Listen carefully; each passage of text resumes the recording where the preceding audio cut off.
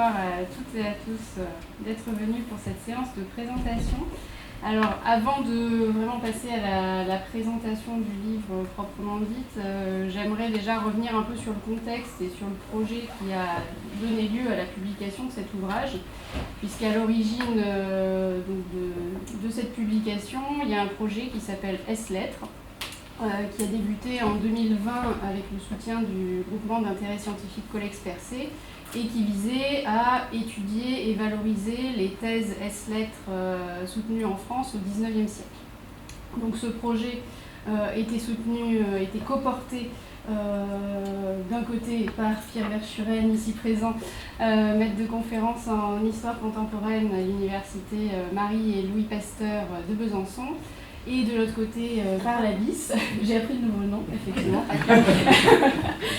et coporté du côté de l'ABIS par Cécile Obligy, qui est responsable du service de la valorisation numérique des collections et du soutien à la recherche, et moi-même, qui suis son adjointe.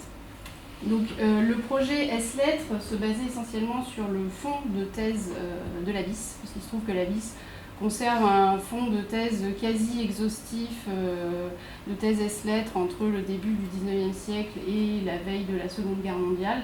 Alors là, le projet se centre lui vraiment sur le XIXe siècle, donc la partie qui va de 1810 à 1898, ce qui représente quand même 2154 thèses en tout à étudier, soutenues par 1069 doctorants, sachant qu'à l'époque, chaque doctorant soutenait 2 thèses, une en français et une en latin, ce qui explique qu'il y a 2 fois plus de thèses que de docteurs.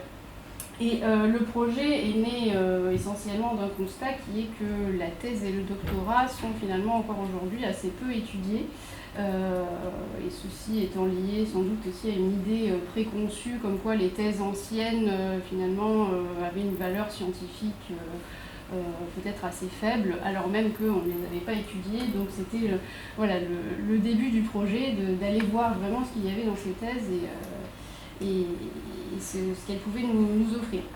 Alors le projet lui-même a compris plusieurs aspects. Déjà la numérisation des thèses, une très grande partie des thèses, qui a été menée largement en partenariat avec la Bibliothèque nationale de France. Et ensuite la collecte d'informations autour des doctorants et des thèses.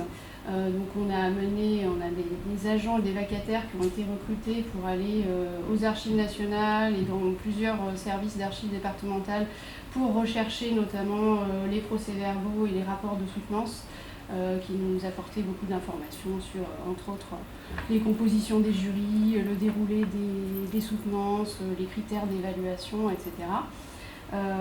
Donc toutes ces informations ont ensuite été chargées sur une base qui a été mise en ligne, je vais vous montrer rapidement.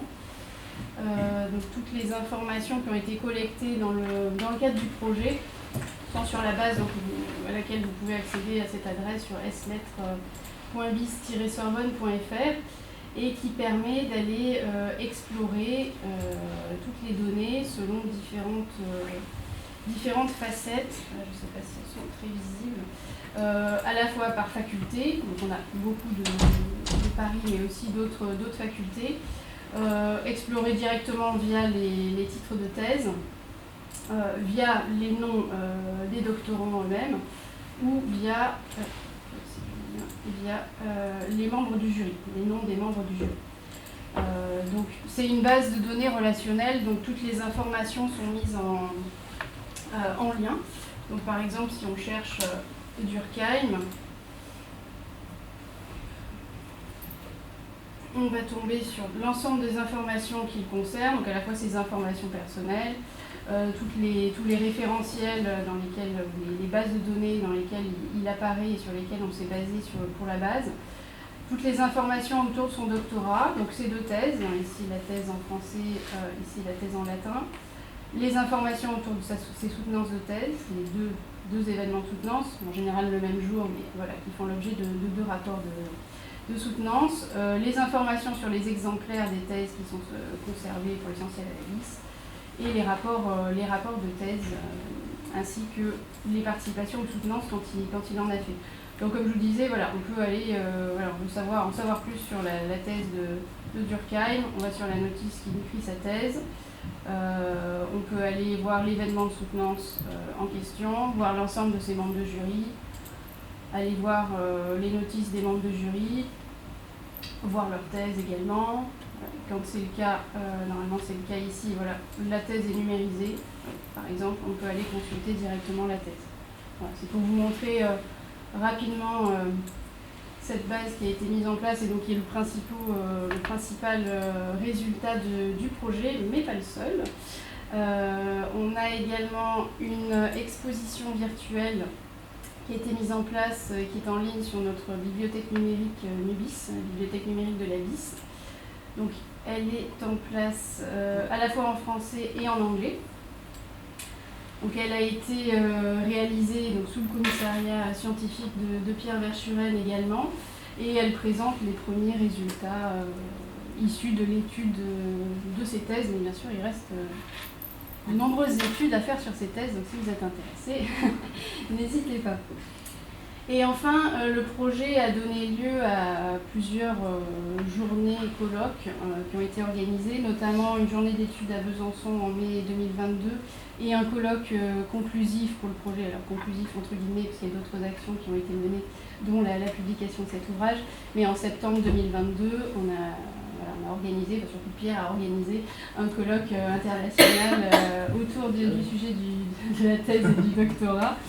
Et donc c'est à la suite de ces deux événements que les intervenantes ont été sollicités pour transformer leur intervention en article pour donner lieu ensuite à cette publication.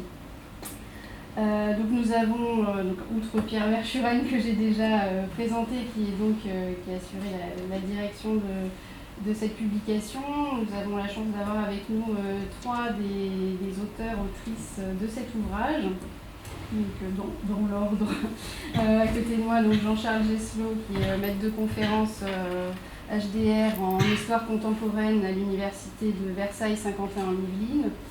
Ensuite, Amélie Puche, qui est docteure en histoire contemporaine et post-doctorante à l'Institut des humanités en médecine de l'université de Lausanne. Et enfin, Martin Dutronc, doctorant en histoire, rattaché à l'Institut de recherche religion, spiritualité, culture, société de l'université de Louvain. Et Marion Maisonneuve qui se cache là derrière, mais si il n'a perdu. On en a perdu un, mais on en a gagné une. D'accord, mais elle s'est cachée. Et donc, je te passe la parole, Pierre, pour passer à la présentation de l'ouvrage proprement dit. Ouais, tu vois, j'ai le... Oui, oui, attends, je vais passer. Je sais pas si tu veux si je fais défiler. Je peux récupérer. Ouais, ou sinon je peux... Comme tu veux, sinon... Ouais, je te dis juste, il y a juste 4 slides. Merci Laurie pour son introduction. Merci à la BIS de nous avoir accueillis. Merci au Festival Quartier du Livre, aux éditeurs, ils sont à la Sorbonne, merci de consulter, etc. Et merci à mes camarades d'être venus aujourd'hui pour donner un coup de main à la présentation de cet ouvrage qui est un peu gros. Alors il n'a pas l'air comme ça parce qu'ils ont mis un papier fin, mais on a quand même un total de 600 pages. Donc c'est pas... Il y a eu du travail. On a bossé et puis il sortira en même temps sur Open Edition en accès libre. Donc même si 600 pages ça vous effraie, vous pouvez récupérer les papiers et les uns après les autres indépendamment sur Open Edition et les lire tranquillement sur votre tablette préférée. Alors pourquoi finalement on s'intéresse au doctorat? Parce que c'est un côté pervers un peu finalement à s'intéresser à ça, alors que finalement, soit il y en a qui y sont encore, sinon on y est à peu près tous passés dans les auteurs du livre, donc ça pourrait paraître peut-être un peu nombriliste finalement comme sujet, pourrait paraître un peu nombriliste. Alors pour moi c'est une façon de recréer de l'étonnement, parce que le doctorat justement c'est le quotidien universitaire, et c'est pas un diplôme comme les autres, parce que vu que ça sert ça sert à prouver la capacité à produire des savoirs nouveaux, forcément c'est un examen où le candidat est censé en savoir plus que le jury. Si le jury en sait plus que le candidat, c'est qu'il y a un problème et que la thèse est une mauvaise thèse. Et c'est quand même intéressant d'un point de vue sociologiquement, si on réfléchit 2 secondes, qu'est-ce que c'est que ce jury qui se permet de juger quelque chose qui, par construction, il est moins bon sur ce thème. Et donc je voulais recréer, enfin, ça c'est devenu naturel, c'est naturalisé dans le système. On considère que ça va de soi, que c'est naturel, qu'on a toujours fait comme ça, donc de tout temps. Vous savez, comme historien, je déteste de tout temps. De tout temps, on a fait des thèses, et de tout temps, elles faisaient apporter la connaissance. Bon, en fait, c'est pas vrai. Et donc, la question initiale, c'était un peu comment est-ce qu'un grade universitaire, alors vraiment, si vous avez fait un peu d'histoire des universités médiévales, le grade universitaire, c'est vraiment pas fait pour certifier la nouveauté. La compétence, oui, la capacité à disserter, à faire de la rhétorique, à être intelligent, c'est sûr. Mais ça sert surtout à montrer la conformité, à la maîtrise des savoirs acquis, et pas l'originalité, et la nouveauté, pas vraiment. Et c'est pas très étonnant, parce que finalement c'est à ça que ça sert, un grade, normalement c'est un titre que vous donnez à votre employeur pour lui certifier que vous êtes capable de faire des trucs. Si vous êtes capable de faire des trucs nouveaux, vous voyez bien, il y a un truc qui va pas. Mais à partir de là, une fois qu'on a commencé à créer cet étonnement, les questions elles vont s'enchaîner. C'est quoi les conséquences de la thèse et de l'existence, enfin, cette importance de la thèse et du doctorat sur le travail intellectuel et les pratiques?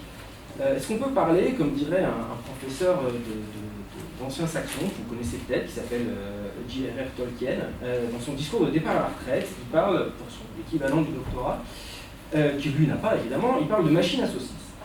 Parce qu'il y voit, je le cite, discours de départ à la retraite, en 1955, la dégénérescence de la véritable curiosité et de l'enthousiasme, en une, entre guillemets, économie planifiée, dans le cadre de laquelle telle dose de temps de recherche est fourrée dans des pots de taille plus ou moins standardisée et transformée en saucisses, d'une taille et d'une forme approuvée par notre livre de cuisine personnelle. Donc dans quelle mesure est-ce que la doctorat, c'est pas la bureaucratisation de la créativité? C'est ce que dirait Tolkien. Alors, je suis un peu dans le rôle de Sauron, je dis bah oui, mais c'est peut-être pas forcément mal de calibrer ça pour organiser un petit peu les carrières universitaires derrière. En tout cas, la citation de Tolkien montre que c'est pas évident. Et qu'on peut être un universitaire extrêmement connu par ses pairs et avoir toujours non seulement pas fait de thèse, mais en plus détesté. Donc on peut se poser la question du rôle de ce diplôme-là, du rôle du grade, du rôle de la thèse dans l'organisation des mondes savants, dans la structuration des disciplines. Et finalement, on peut se demander, est-ce que si ce n'est pas le cas, cette importance-là n'est pas le fruit politique, le fruit de choix de certains acteurs à un moment donné, qui ont décidé de se peser d'appuyer sur ce levier-là pour arriver à tel ou tel résultat et avoir un impact sur la structuration des mondes savants. Et puis tout ça, ça pose la question de qui s'engage dans cette histoire. Parce que c'est un peu comme les artistes, quand vous engagez dans le doctorat, vu que ça sert à évaluer votre créativité, vous ne savez pas quand vous commencez si ça va déboucher sur quelque chose. Donc pourquoi les gens se lancent là-dedans? Je pense que tout doctorant s'est posé la question à un moment, mais qu'est-ce que je fais là-dedans? Surtout quand on parle de doctorat d'État, donc des trucs qui dans les années 50 faisaient 10 ans, pourquoi on s'engage là-dedans? Donc on peut le voir d'un point de vue doloriste, etc., où on peut se dire, mais justement, la question, et la prendre au sérieux, pourquoi les gens font ça, avec quels objectifs, avec quels résultats, et pourquoi ils font ce pari-là, parce que quand vous faites une thèse, c'est toujours un pari à un moment, et pourquoi est-ce que vous faites ce pari-là? Alors vous imaginez, une fois qu'on a ouvert la boîte de Pandore, on se dit, on n'arrivera jamais à répondre à ça, surtout que la bibliographie est assez restreinte. Alors Lucie, qui a beaucoup travaillé dans le projet, Lucie Lachenal, je donne juste l'anecdote, quand on l'a recrutée, elle est arrivée en disant, c'est quoi la bibliographie que je me mette au courant, parce que historienne de l'art, il y a un livre. Voilà. En 3 jours, elle était au top de la recherche sur le sujet. Maintenant, il y en a 2. Voilà. Il y en a 2, donc si on recrute quelqu'un d'autre, elle fera 6 jours au lieu de 3 pour être à jour. Et ce qui est amusant, c'est que le premier livre, donc de Claude Joly et Bruno Neveu, qui s'appelle Éléments pour une histoire de la thèse en 1993, était déjà fondé sur les travaux de la bibliothèque de la Sorbonne. Donc il y a un héritage, j'allais dire. On était complètement légitime à se lancer dans cette histoire. Alors donc, et c'est pas parce qu'on est le deuxième livre que c'est la synthèse. C'est pas parce qu'on est le deuxième livre que c'est la synthèse. Alors je sais que les éditeurs vont râler si je vous dis que c'est pas une synthèse, parce que oui, les synthèses ça se vend, si vous dites que c'est pas une synthèse, ça va pas se vendre. Ça c'est leur problème de le vendre, c'est pas le mien. Justement, pour moi, l'idée c'est de susciter encore plein de travaux, parce qu'il y a, vous allez voir, il y a plein d'angles morts. De toute façon, dès qu'on ouvre une boîte de Pandore, il y a des angles morts. Pourquoi? Parce que finalement, les coordonnées sont les plus mal chaussés, les universitaires sont ceux qui travaillent le moins sur les universitaires. C'est peut-être la tribu, pourtant c'est une tribu sacrément étrange, mais c'est peut-être la tribu sur laquelle les universitaires ont moins travaillé. Donc il faut s'attendre voilà, peut-être à un volume 2, un volume 3, au moins un S-lettre 2 et un S-lettre 3.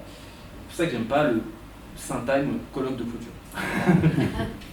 Mais bon, difficile de justifier le colloque d'ouverture.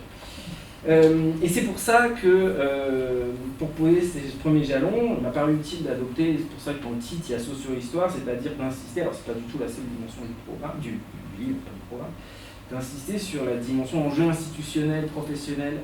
Alors il y a plein de disciplines présentes, mais poser en particulier des questions d'histoire et de sociologie, d'essayer de mêler un peu les deux disciplines qui entourent le doctorat, en commençant au début des lettres en 1810, et puis en essayant d'aller jusqu'à nos jours. Parce que justement, en essayant d'avoir un peu une histoire longue, vous allez me dire 2 siècles, c'est pas vraiment d'histoire longue, à l'échelle d'un contemporanéiste, si 2 siècles c'est de l'histoire longue, pour voir, essayer un peu de ce qui change et ce qui change pas, parce que le terme est le même depuis 1810, et en fait, ça n'a aucun rapport avec ce qu'on fait maintenant.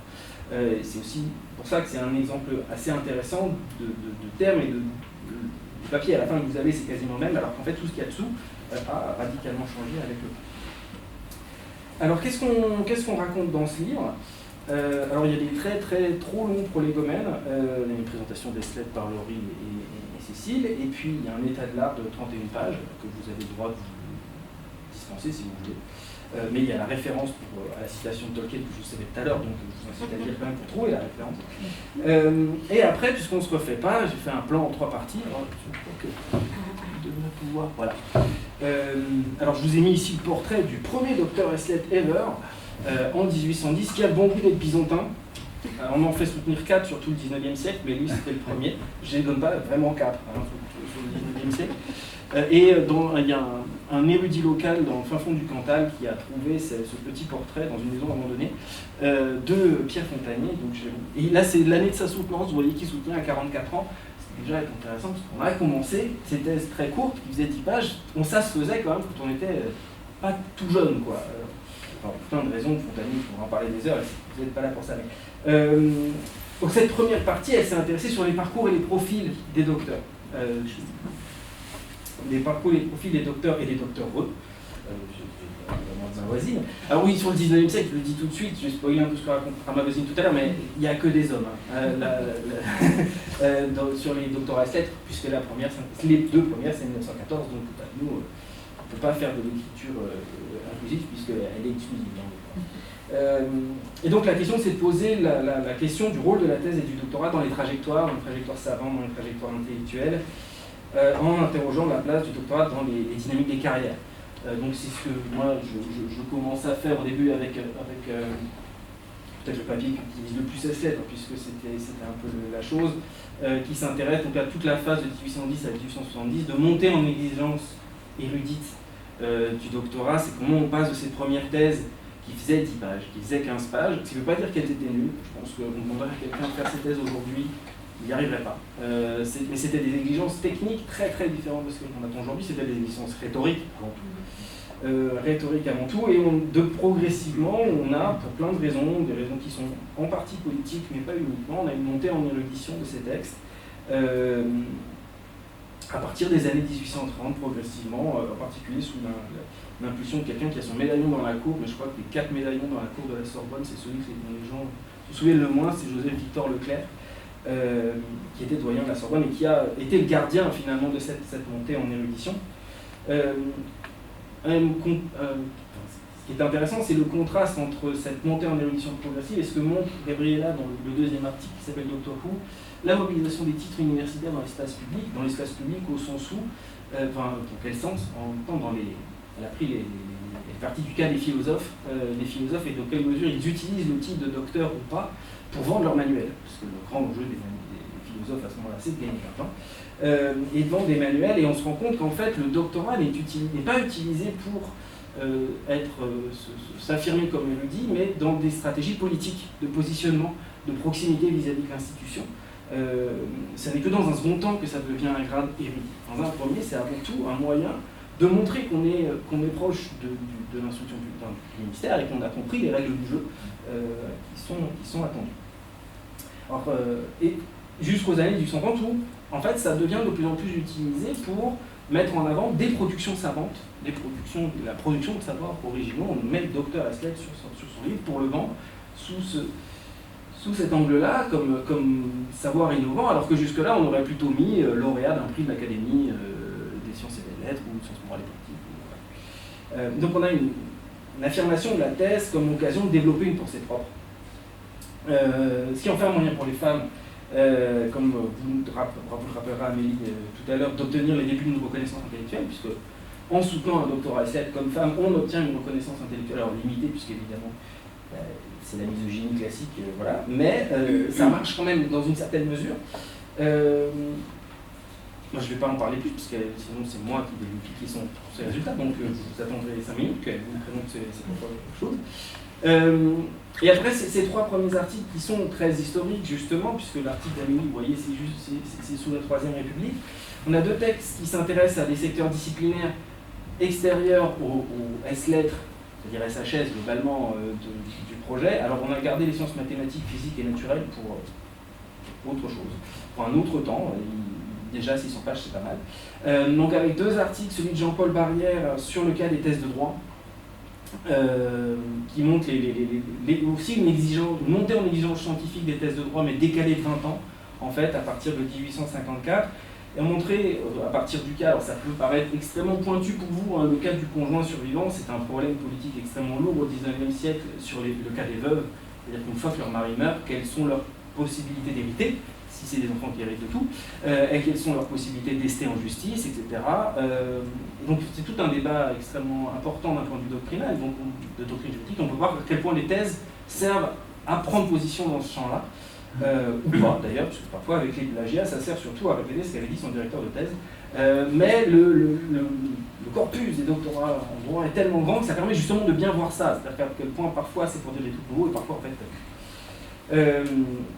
Et donc un autre cas que le droit, c'est ce que vous expliquera Martin juste tout à l'heure, c'est le cas de la théologie, puisqu'il y avait aussi une réussite de normalisation de la théologie comme discipline universitaire, scientifique chez toi, bref, universitaire, comme discipline universitaire, en montrant les interactions entre avec le monde professionnel extra-universitaire, puisque une thèse de théologie c'est professionnalisant, hein, je ne faut pas exagérer. Donc ces 2 cas un peu en décalage justement avec le cas central de Dr. Haslet, et 2 derniers articles qui changent à nouveau la focale en s'intéressant au rapport entre le doctorat et, j'allais dire, 2 piliers du système des grandes écoles françaises. D'un coup, l'école polytechnique. Bon, je ne spoile pas grand-chose du papier en montrant que l'école polytechnique a mis extrêmement longtemps à s'intéresser au doctorat, jusqu'en 1960, il était prévu que les polytechniciens passent un doctorat, ce qui ne les empêche pas d'en passer. Qui ne empêche pas d'en passer, y compris parfois dans des choses qu'on n'attendait pas, en lettres, en médecine, en droit. Et c'est ce qu'essaye d'explorer Hervé Joly sur 2 siècles, en fait, jusqu'à en gros 1985, parce que, quand on passe de 85, Polytechnique peut elle-même donner des doctorats, donc évidemment la question se pose un peu différemment. Le contraste étant aussi enrichissant et intéressant à voir avec les écoles normales qui, elles sont censées en faire des docteurs. Sont censées en faire, alors finalement pas aussi longtemps qu'on pourrait le penser. Et justement, l'historicisation du rapport des écoles normales supérieures avec le doctorat permet de voir qu'en fait, ce sont des politiques assez récentes, le positionnement à l'intérieur du champ des grandes écoles. C'est ce que montre bien l'article de Pierre Bataille, qui lui aussi est très contemporain, et ça s'intéresse en particulier aux transformations entre les années 60 et les années 90 du XXe siècle de ces questions. Le deuxième thème majeur du livre, je vais demander à Laurie si elle veut bien de changer de slide. Là, je vous ai illustré ça avec la thèse de Jules Michelet, que vous connaissez toutes et tous, mais sa thèse de Jules Michelet fait 17 pages donc sur Plutarque, et je vous incite à la lire, elle est sur Gallica, mais si on ne lit que la thèse, on ne voit pas dans quel système ça s'inclut, on se dit, il s'est pas foulé. Et en réalité, l'épreuve, ça s'est très bien passé, et ça a eu un impact sur sa carrière, la thèse. Donc le deuxième thème majeur, c'est celui des expériences et des enjeux qui entourent la thèse, en s'intéressant aux conditions matérielles et symboliques de travail et d'études, y compris aux conditions politiques dans lesquelles on travaille. Puisque vous avez vu on a vu la montée en puissance des thèses, c'est aussi un enjeu politique en fait, en plein de sens. Et en s'intéressant d'abord avec 2 articles sur la cérémonie de soutenance de thèse et aux enjeux sur la soutenance elle-même plus que sur le docteur, qui permet de voir la multiplicité des enjeux du doctorat. Alors il y a Jean-Charles à ma gauche qui vous en parlera un peu tout à l'heure, en montrant à partir du cas des thèses de Victor Duruy, soutenu par Duruy en 1853, que c'est un bon observatoire à l'échelle de l'individu, à la croisée d'enjeux multiples. Vous avez de la science, de la politique, des stratégies de carrière extrêmement riches, qu'on retrouve dans l'article de Mathieu Bérat, qui aurait dû être là, mais qui surveille des rattrapages à Bordeaux, à partir du cas de la soutenance d'Émile Durkheim. Alors, contrairement à Duruy, pour lequel les rapports de soutenance ont été perdus, ce qui est notre grand drame, n'est-ce pas Jean-Charles, nous avons les rapports de soutenance de thèse de Durkheim qui sont publiés en annexe dans l'article, et on montre bien comment, voilà, finalement, la question, je disais, comment avoir dans le jury des gens qui n'y connaissent pas forcément grand-chose. On a un bon cas avec Durkheim qui est dans les représentations du sociologue français, le premier sociologue français, et donc finalement, comment vous soutenez une thèse de sociologie quand il n'y a pas de sociologue à mettre dans votre jury. Et on voit justement comment ça se construit finalement assez finement, et pas aussi évidemment qu'on pourrait penser. Et plus près de nous, un papier de Madeleine Besse, Jérôme Lamy et Marion Maisonneuve, qui est un peu caché là, montre, après d'autres, l'usage heuristique qu'on peut faire de la soutenance, alors ce coup-ci avec, par contre, de la structure de la composition des jurys de thèse, l'analyse de réseau qu'on peut faire à partir de la composition des jurys de thèse, à partir de 3 cas, l'astrophysique, l'économie et l'archéologie à Toulouse, entre 2003 et 2008. Et l'idée, c'est de tester l'hypothèse des relations, enfin, est-ce qu'il y a des conséquences sur les relations qu'on a avant la soutenance, sur la soutenance, les relations scientifiques avant la soutenance sur la soutenance et sur la pré-soutenance. Est-ce que les membres des jurys de doctorat sont aussi des co-auteurs de publications? Donc finalement, comment on construit les jurys en fait. Et on voit bien qu'il y a d'énormes variations d'une discipline à l'autre à partir de ce cas. Cette sous-partie a un deuxième bloc, si vous voulez, à partir de l'article d'Arnaud Deslignes, qui va s'intéresser aux lointains héritiers de Duruy et de Durkheim, ceux que Emmanuel Leroy-Duruy appelait les damnés de la thèse avant 68, c'est-à-dire la période de la grande... Quand on parle de doctorat d'État, les gens pensent évidemment à ça, à ces gros projets de 10-15 ans, alors que ça, c'est un doctorat d'État, en 17 pages. C'est la même réglementation, il s'est passé des trucs, mais... donc voilà, dans cette phase entre les derniers docteurs d'État, finalement, en s'appuyant sur un corpus d'une 50aine de témoignages écrits et oraux d'historiens et d'historiennes d'État, en particulier les rapports de thèse, en particulier ceux d'Henri Irénée Marou, qui permettent de revenir sur les modalités concrètes de préparation, d'évaluation des thèses, de perception des modalités d'évaluation par les acteurs concernés. Et vous verrez, si vous êtes doctorant ou docteur en histoire, que ça n'a pas forcément radicalement changé, puisque nous sommes des grands masochistes, et que finalement, si la thèse d'État a disparu, les pratiques qu'il y a derrière n'ont pas forcément radicalement, elles, bougé. Le travail d'Eva Gligo-Patzelt renforce cette perspective à partir d'un cas original, encore plus original que la théologie, puisque là c'est l'inverse. C'est la tentative en RDA de créer une discipline qui s'appelait l'athéisme scientifique. Donc comment on fait des thèses en athéisme scientifique, alors qu'il y a des théologiens dans les universités allemandes, mais il n'y a pas de théologie athée normalement, surtout dans un contexte, en RDA, où l'enseignant-chercheur social, dont la première mission de l'éducation, ne devrait pas vouloir un doctorat, parce que c'est pas socialiste, c'est pas politiquement normal de passer un doctorat. Il y en a quand même qui le font dans ce cadre-là. Et puis revenons en France, Stéphanie Tralongo, dont deux études de cas plus sociologiques. Vous voyez qu'on essaye à chaque fois de dialoguer de mettre en écho des articles historiens et des articles sociologues. Celui de Stéphanie Tralongo, qui s'intéresse à ce que Delphine Serre appelait l'âge gestionnaire du doctorat, comment on met le doctorat dans des règlements de plus en plus précis et de plus en plus fins, et on voit à quel point, avec des injonctions de plus en plus précises, mais à quel point ça joue de manière différente selon les disciplines, puisqu'elle travaille sur un cas qui est un projet commun entre sociologie, informatique et sciences de l'éducation. Donc on met ensemble des doctorants en informatique, sociologie, sciences de l'éducation, et puis on voit qu'en fait ils travaillent absolument pas pareil. Ce qui permet de montrer à quel point ces injonctions-là, elles se jouent et elles se rejouent de manière très différente selon les disciplines. Donc il y a toute une logique de reddition de comptes, etc., qui transforme l'épreuve. L'article d'Hélène Guy montre que c'est pas parce qu'il y a la réglementation que ça change forcément. C'est un article que je vous incite, si ça vous intéresse, mais peut-être plus le ministère à lire, puisque c'est le moment où ça ne marche pas. C'est-à-dire toutes les réglementations qu'on peut créer pour inciter à passer des co-tutelles de thèse entre la France et l'Allemagne, et on se rend compte que les acteurs ne se saisissent pas des dispositifs parce que finalement c'est beaucoup trop d'emmerdement pour les retombées que ça a sur les doctorants, en particulier en sciences expérimentales, alors que les ministères veulent absolument qu'on collabore avec les Allemands, qu'on travaille avec les laboratoires allemands, mais ça n'intéresse en fait pas les scientifiques français, pas les scientifiques allemands, puisqu'il suffit de payer, d'envoyer le doctorant 6 mois en Allemagne pour acquérir une compétence, mais toute la machinerie réglementaire derrière est en fait contre-productive. Et enfin, la troisième partie de l'ouvrage, s'il te plaît. Alors, je vous ai cherché une doctorante, les plus cultivés parmi vous reconnaîtront Agnès Jaoui, on connaît la chanson, qui est une doctorante, donc ça compte. Donc, la troisième partie de l'ouvrage s'intéresse aux normes et aux disciplines dans lesquelles est inséré tout le travail de thèse, qui délimite ses conditions de possibilité, les avenirs qui peuvent être offerts à son auteur ou à son autrice. L'idée, c'est de voir dans quel espace tout ça se déploie. C'est ce que montre Victor Collard à partir d'une analyse sur le temps long des thèses de doctorat consacrées à Spinoza, depuis que le doctorat des lettres existe en 1810. Alors au début, c'est difficile, parce que c'est pas très bien vu par l'institution de soutenir une thèse sur Spinoza, puis ça va de mieux en mieux, et ça permet justement, ça montre comment la thèse de doctorat peut être un objet, un moyen d'étudier des objets internalistes, si vous voulez, c'est-à-dire d'un point de vue de l'histoire des idées, de comment les philosophes français se sont saisis de Spinoza depuis le siècle, à partir de l'analyse approfondie des thèses de doctorat sur ce sujet-là.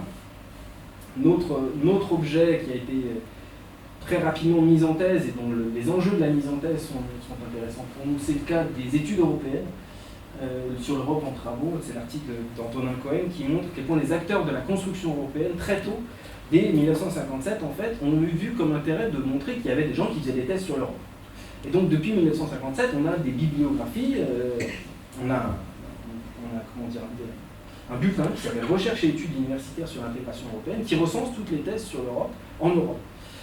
Donc, ça permet, après, en faisant des statistiques là-dessus, de montrer l'enjeu politique qu'il y a à mettre en valeur ce corpus-là.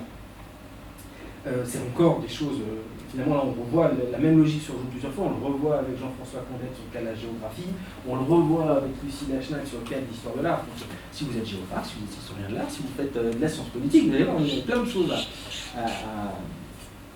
à rejouer.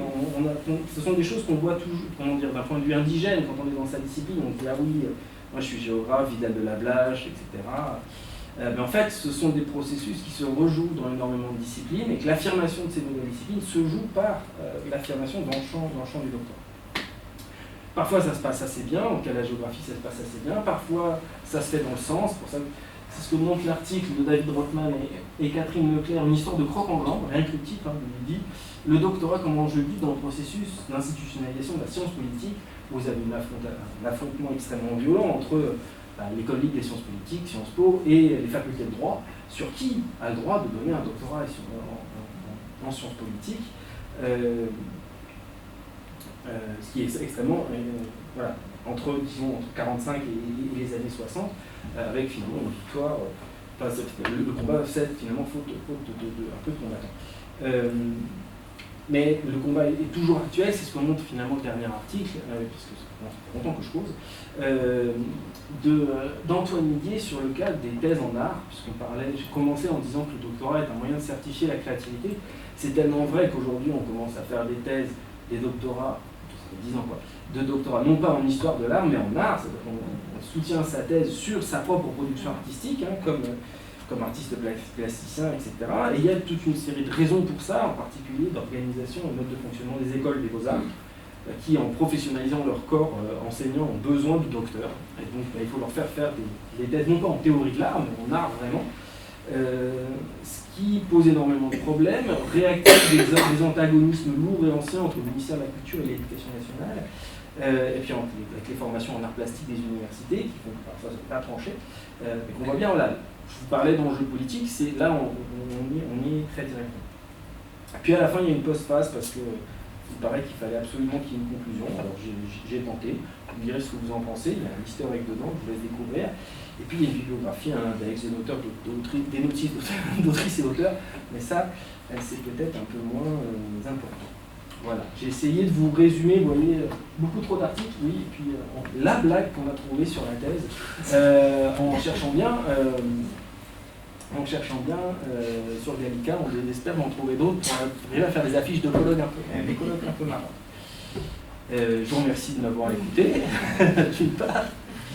Et puis je vais laisser mes camarades peut-être vous montrer un peu plus précisément dans leur article ce qu'ils ont pu, comment leur travail à eux, personnel, a pu s'intégrer là-dedans ou pas, ils ont le droit d'être autonomes. D'accord, j'en suis l'ordre. Ouais, c'est peut-être le plus simple, non? Donc je vous laisse avoir les mains d'Amélie Dupuche. Merci Pierre, merci pour tout ce projet qui était vraiment passionnant. Donc on le disait, on a essayé d'ouvrir des portes. Moi j'ai essayé d'ouvrir cette porte donc, sur les docteurs S-lettres. Il y a plein de choses à faire sur elles et j'espère qu'elles seront faites. Ça me semblait essentiel, alors même si c'est un peu en pas de côté comme tu l'as dit, parce qu'on n'a pas de docteur S-lettres avant le XXe siècle. On a failli en avoir une en 1874, c'était Julie Victoire d'Aubier et elle est morte avant d'avoir fini sa thèse. Il y a peut-être un sujet d'étude aussi autour de ça. Les doctorants qui finissent pas et qui meurent avant. Je ne sais pas. À vendre à un éditeur, ça va être dur. Mais en tout cas, voilà, donc effectivement, on a les premières à partir de 1901, c'est pas des thèses d'État, on a parlé beaucoup des thèses d'État, mais à la fin du 19e, on invente quelque chose qui s'appelle des thèses d'université, qui sont à destination normalement des étudiants étrangers, et les femmes vont s'en saisir, et elles peuvent faire énormément de thèses d'université. Ça va leur permettre de montrer qu'elles sont un peu capables quand même de faire ce travail scientifique, même s'il est moindre dans la thèse d'université, avant de se lancer vraiment dans la thèse d'État, et donc les premières, 1914, deux docteurs S-lettres, Jeanne Duportal et Léontine Zanta. On est presque encore dans le 19e, 1914, en tant qu'historien 19e, on parle de long 19e, donc bon, on y était presque et le pas de côté est vraiment léger, on va dire.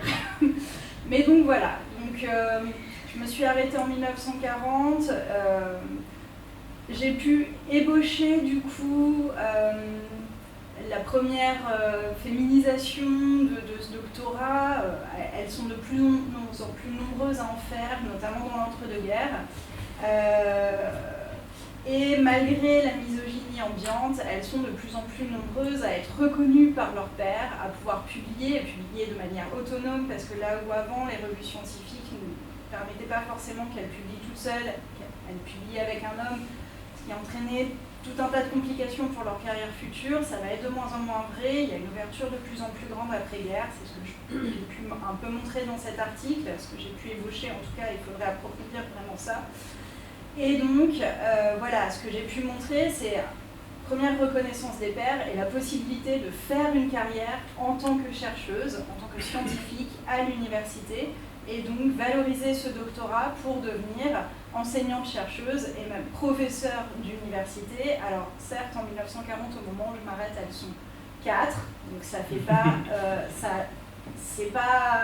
on n'a pas une vraie massification, hein, elles ne sont pas nombreuses, mais tout de même, c'est tout un processus que j'ai essayé de montrer rapidement et que j'espère vraiment qu'il sera approfondi pour les tas de travaux à venir qui seront faits. Voilà. Merci. Ouais, moi je vais revenir du coup sur ce cas particulier de la théologie, puisque moi l'objectif de ma contribution c'était, bon c'est un peu en lien aussi avec mes travaux de thèse, de essayer de dialoguer histoire de la théologie et histoire des savoirs, entre autres pour se décaler en histoire religieuse, hein, d'une historiographie qui aurait plutôt tendance à négliger le poids des étudiants et la production licence en théologie ou doctorat en théologie au profit de grosses figures marquantes ou d'écoles. Donc c'est dans ce cas-là que je me suis intéressé à la production des thèses de doctorat en théologie, soutenues au sein des 5 nouvelles facultés de théo des instituts catholiques, hein, fondés à la suite de la loi du 12 juillet 1875, donc une faculté à Lille en 1877, une faculté à Paris et Lyon en 1878 et une faculté à Angers et Toulouse en 1879.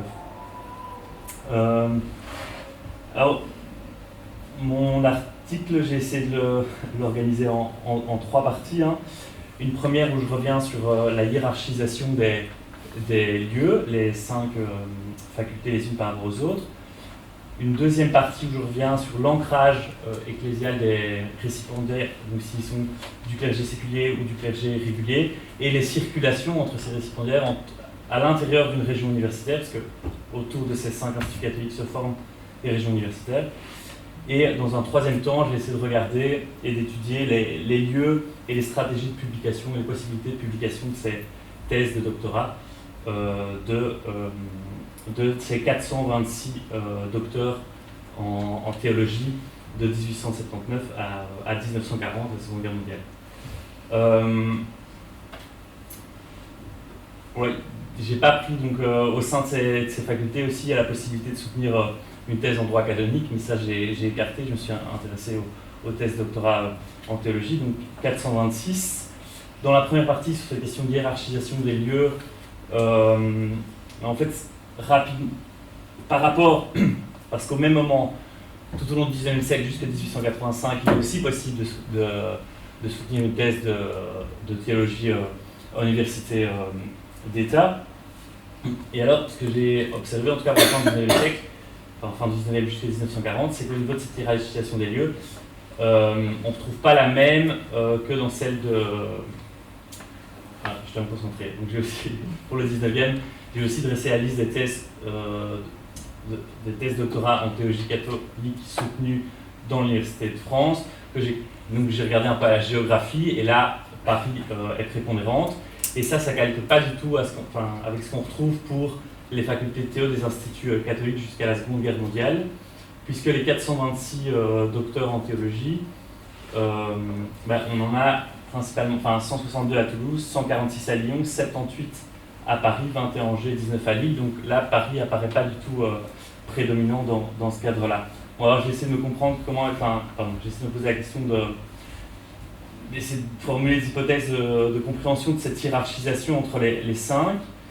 Ce qui est clair, c'est qu'il ne semble pas qu'il y ait de corrélation entre la démographie diocésaine, le nombre de prêtres qu'on trouve incardinés dans chaque diocèse, ou même le nombre de diocèses qui constituent les 5 régions universitaires, puisque pour la région universitaire de Lille, on a 3 diocèses, pour la région universitaire de Paris, on en a 29, pour celle de Lyon, 27, et pour la région universitaire de Toulouse, 17, pour la région universitaire d'Angers, 12 diocèses. Donc ça ne calque pas non plus. Super carte, ça calque pas non plus cette géographie-là. Du coup, comment interpréter? Là, de manière un peu plus évidente, c'est que les évêques qui permettent à l'UPRG de se former au sein de ces 5 facultés, ils entretiennent évidemment des rapports différenciés à la thèse et à la formation académique de leur clergé diocésain. Beaucoup préfèrent encore envoyer leurs prêtres se former à Rome, à la Grégorienne, entre autres, par exemple, plutôt qu'intégrer ces facultés de théologie des instituts catholiques. Alors évidemment, les modalités, pas évidemment, pardon, mais jusqu'à la réforme de 1931, qui est une réforme romaine, 1931, qui a pour but une réforme de la congrégation des universités et des séminaires, qui a pour but d'uniformiser les statuts de collation des grades au sein des universités catholiques, donc ça touche les 5 françaises de ce point de vue-là. Un des objectifs de la réforme 1931, c'est justement d'uniformiser les modalités d'obtention des grades de licence en théologie et de doctorat de docteur en théologie, pardon. Mais avant ça, les 5 ont des statuts bien différents sur des modalités, des statuts qui définissent des modalités bien différentes d'obtention de production et de soutenance de ces thèses au sein des 5. Donc ça aussi, j'ai essayé de les comparer les unes par rapport à l'autre. Alors ce qu'on a pu observer dans une distribution de cet ensemble de thèses, c'est d'après moi qu'il y aurait 2 pics. Un pic première décennie du 20e, 1900-1910.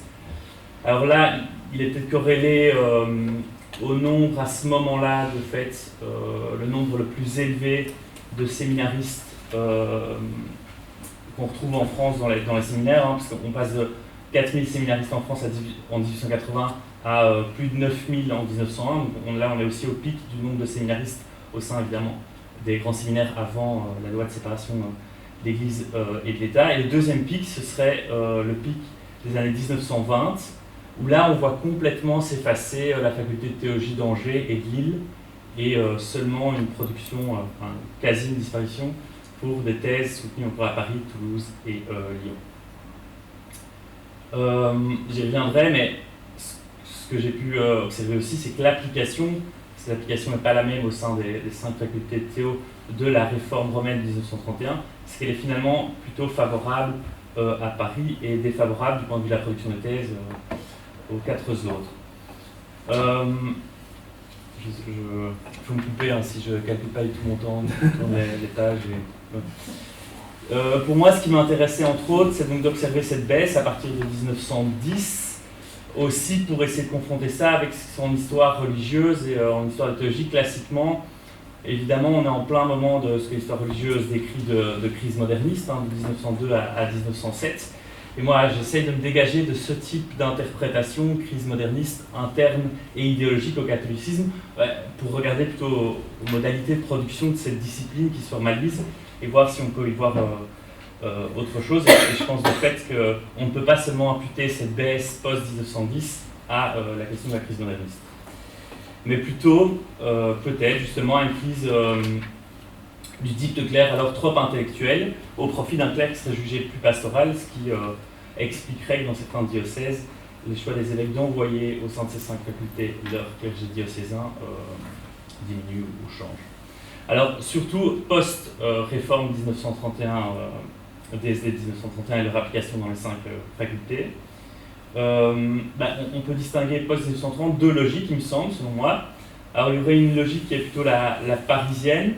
On a en valeur absolue moins de docteurs et moins de doctorats, mais les trajectoires de ces récipiendaires et de ces docteurs est plus homogène, parce que j'ai essayé de regarder un peu leur profil post-soutenance et leur carrière, et eux obtiennent des postes au sein soit de la faculté de Théo Catho de Paris, soit au sein des autres facultés de Théo, pour la plupart, alors qu'à Toulouse, on continue à produire, plus qu'à Paris, des docteurs, mais ils sont plus rapidement réengagés par l'institution ecclésiale, prof de grands séminaires par exemple, ou officialité des diocèses de la région universitaire de Toulouse par exemple. Ça c'était le premier point sur cette hiérarchie des 5 facultés de Théo Catho. Alors j'ai essayé de regarder dans un deuxième temps l'ancrage ecclésial de ces 426 docteurs, puisque 90% sont des prêtres incardinés dans un diocèse, des clergés diocésains. 367 sont français, 18 sont étrangers, donc c'est pour 90% des docteurs, et 10% sont inscrits dans un ordre, une congrégation ou une société de prêtres, pour 35 français et 6 étrangers. Là j'ai essayé de regarder ça dans la deuxième partie, si on a un jeu de circulation intra-régional, donc un prêtre diocésain incardiné dans un diocèse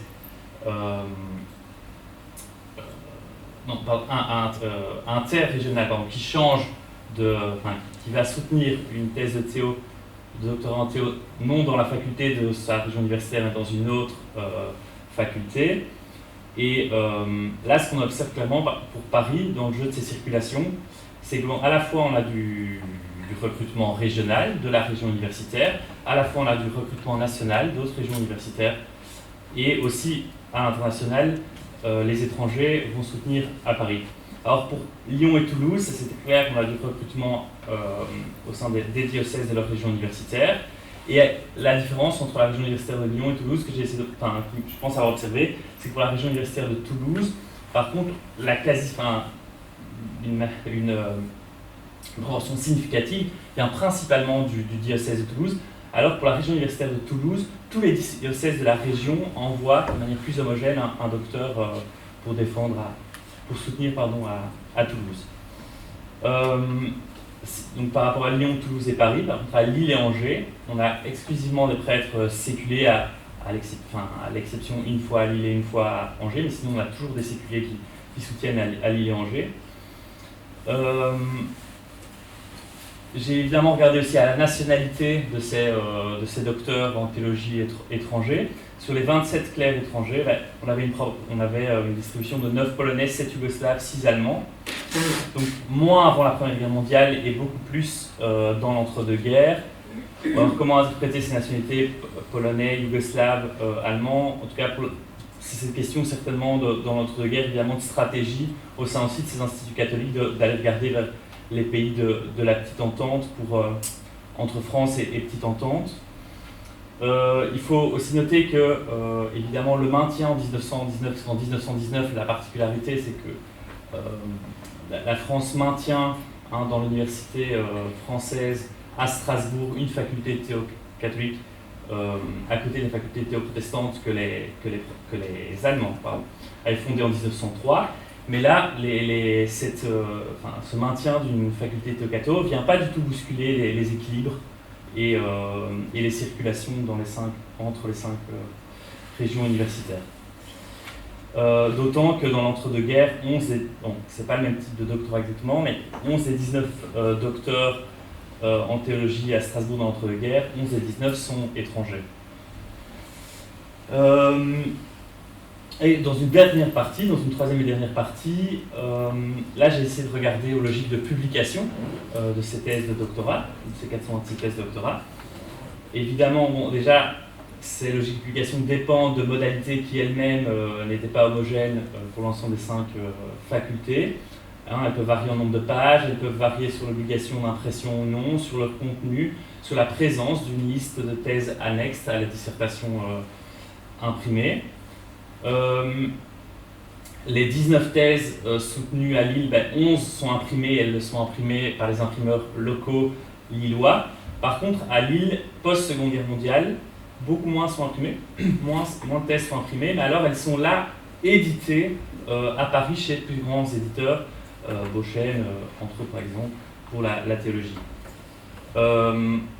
Lyon, même logique jusqu'à la Première Guerre mondiale, des thèses imprimées localement. Par contre, contrairement à Lyon, de la Première Guerre mondiale à la Réforme de 1931, on va avoir cette publication expartée des thèses comme à Toulouse, et les docteurs vont essayer de publier des extraits de thèses dans des revues académiques de théologie. Et alors de cette réforme de 1931 jusqu'à la Seconde Guerre mondiale, par contre, Lyon on observe une diminution drastique du nombre de thèses soutenues à Lyon. Elle n'arrive pas en fait elle n'arrive pas à gérer la réforme de 1931, contrairement à Paris qui elle la gère très bien. La réforme de 1931 qui en fait se maintient, ça lui permet d'imprimer moins de thèses et d'éditer moins de thèses comme elle le faisait avant la réforme, et donc en fait de garder la même logique pré-réforme qui est d'éditer directement chez des grands éditeurs. Et voilà, ce que il me semble avoir pu observer, c'est qu'en fait ce que je voulais, pas conclure, mais en tout cas dire ici, c'est qu'on peut penser que directement la logique de ceux qui vont soutenir à Paris, la thèse par la faculté est pensée directement aussi plus comme un livre pour la carrière que dans les 3 autres que je viens de citer avant. Et alors la dernière, là, Toulouse, elle embraye post-réforme 1931, elle adopte la logique de publication expartée, et elle, contrairement aux 4 autres, aussi parce qu'elle peut profiter d'une revue qu'elle a en interne, le bulletin de littérature ecclésiastique, et on va retrouver un ensemble d'extraits de ces thèses soutenues post-31 dans le bulletin de l'Institut catholique lui-même. Donc voilà, j'ai essayé aussi de dégager des logiques de publication par rapport à ça, et voilà, merci. Alors donc moi j'ai étudié les thèses de Victor Duruy, notamment sa soutenance. Victor Duruy, alors pour la mise en abîme, j'ai fait ma thèse sur lui, il y a maintenant plus d'une vingtaine d'années, et au moment de faire cette thèse, je m'étais assez peu intéressé à sa thèse, autrement dit, peut-être par autocensure, moi-même n'étant pas encore docteur par définition, mais et surtout parce qu'il n'y avait pas de biographie, comme l'a rappelé Pierre tout à l'heure. Donc j'avais évidemment, il en parle dans ses mémoires, donc j'avais repris ce qu'il en disait, mais j'étais pas allé plus loin, et donc le projet là était l'occasion de me pencher davantage sur cette question. Donc Victor Duruy, pour vous le situer, connu aujourd'hui pour le lycée, à côté des Invalides. Il a été ministre de l'instruction publique sous Napoléon III et avant d'être ministre, il a été professeur dans les grands lycées parisiens. Il a une carrière assez classique, normalien, agrégé, 1833. Ensuite, donc, professeur à Henri IV, puis à Saint-Louis. On fait pire comme carrière, même à l'époque. Et il soutient ses thèses donc en 1853, donc c'est une espèce de parcours classique pour l'époque. Sauf que, quand on regarde un peu plus près la chose, il y a 3 petits problèmes qui apparaissent et qui m'ont interpellé. Le premier, c'est qu'il soutient ses thèses donc en 1853, soit 20 ans après son agrégation. Donc il met quand même pas mal de temps à soutenir ses thèses pour quelqu'un qui est pourtant dans un parcours académique relativement classique. Donc il y a un premier point d'interrogation là qui apparaît. Deuxième interrogation, quand on lit bien ce qu'il dit dans ses mémoires ou dans la préface de sa thèse française, c'est qu'en fait il soutient ses thèses 6 ans après avoir fini ses recherches. Il dit qu'il a terminé ses recherches fin 1847, mais il attend 1853 pour les soutenir. Deuxième problème. Et puis le troisième problème, c'est que les sources qu'on a sur le déroulement de la thèse sont assez discordantes. Lui explique que ça ne s'est pas très bien passé, qu'il y a eu un des membres du jury qui s'est mal comporté, ça a créé une petite polémique. Je ne rentre pas dans les détails, mais qui l'a un peu poursuivi parce qu'il accuse ce membre du jury qui était inspecteur général d'en avoir voulu après, d'avoir un peu compromis la suite de sa carrière. Alors que l'autre principale source qu'on a sur cette soutenance, qui est un article paru dans la revue de l'instruction publique, qui est la grande revue des universitaires de l'époque, donc l'auteur c'est Prévost Paradol, le publiciste libéral que certains connaissent peut-être, qui fait un compte-rendu très lisse de la soutenance. Il ne s'est rien passé de grave, ça a été d'une haute tenue scientifique, le candidat a été brillant, voilà. Bon. Donc il y a quand même 3 problèmes qui se posent là, et en fait, donc après moult recherches et réflexions, il est apparu que ces petits problèmes étaient liés, comme le rappelait Pierre tout à l'heure, aux différentes stratégies en fait qui s'entrelacent et expliquent cette soutenance de thèse, ce moment choisi pour les organiser et la façon dont elles se déroulent. Qu'est-ce qui se passe en fait? C'est que donc, Victor Duruy a bien fini ses recherches fin 1847, ce que j'ai pu vérifier par justement la consultation des registres d'emprunts dans les bibliothèques. Donc il arrête de travailler sur ce sujet fin 1847, donc ça c'est assez... tout était cohérent, voilà. Il y avait de la preuve du fait de la chose. Je précise que sa thèse d'histoire, sa thèse française porte sur un état de la République romaine au moment de la fin de la République, en fait, et sa thèse latine porte sur le règne de Tibère. Donc c'est une biographie de l'empereur Tibère. Donc il termine ses recherches en 1847 et il explique en fait qu'il n'a pas voulu soutenir sa thèse dans la foulée parce que la République a été proclamée entre-temps et en France et qu'il ne voulait pas que sa thèse qui portait sur la République et disait un peu de mal en fait de la République romaine soit vue comme un message politique et compromette la suite évidemment de sa carrière ou de son image, etc. Bon. Soit. Sauf qu'il soutient ses thèses en 1853, quelques mois après le rétablissement de l'Empire. Donc là, si on pouvait lui faire un reproche politique, c'est là, en 1853, de dire du bien de l'Empire romain et de la fondation de l'Empire romain qui remplace la République, au moment de la fondation du Second Empire français qui remplace la Deuxième République. Qui plus est, il fait sa thèse latine sur Tibère, qui est le deuxième empereur romain, petit clin d'œil éventuellement à Napoléon III, deuxième empereur des Français. Bon. Voilà, donc en fait, il y a clairement une raison politique qui le mène à soutenir sa thèse après le rétablissement de l'Empire, parce que là, pour le coup, lui qui disait qu'il voulait rester neutre et ne pas rentrer dans des débats politiques, le fait totalement, vu comme une preuve de courtisanerie, en soutenant une thèse favorable à l'établissement de l'Empire romain au lendemain du rétablissement de l'Empire en France. Donc c'est clairement une hypocrisie évidemment de sa part dans ses mémoires, quand il explique qu'il n'a pas voulu les soutenir sous la République pour pas apparaître comme quelqu'un qui récupérait ou utilisait le contexte politique. Bon. D'autre part, donc cette histoire de soutenance organisée en 1953, elle est liée aussi à cette situation professionnelle en ce début des années 1850, situation un peu compliquée. En 1849, il a candidaté pour un poste à l'école normale qu'il n'a pas eu. L'une des raisons qu'il évoque, c'est parce qu'il n'était pas docteur, justement. À la suite de cela, il subit quelques avanies de la censure, parce que certains de ses manuels scolaires, il est l'auteur de manuels scolaires à succès chez Hachette depuis les années 1840, certains manuels sont dans le collimateur de l'Église, en ces temps de réaction politique assez importante au lendemain dès l'été 48 et 1849. Et donc il a un manuel d'histoire grecque où il dit du bien d'Athènes contre Sparte. Or à l'époque, il fallait plutôt dire du bien de Sparte. Donc déjà ça passe mal.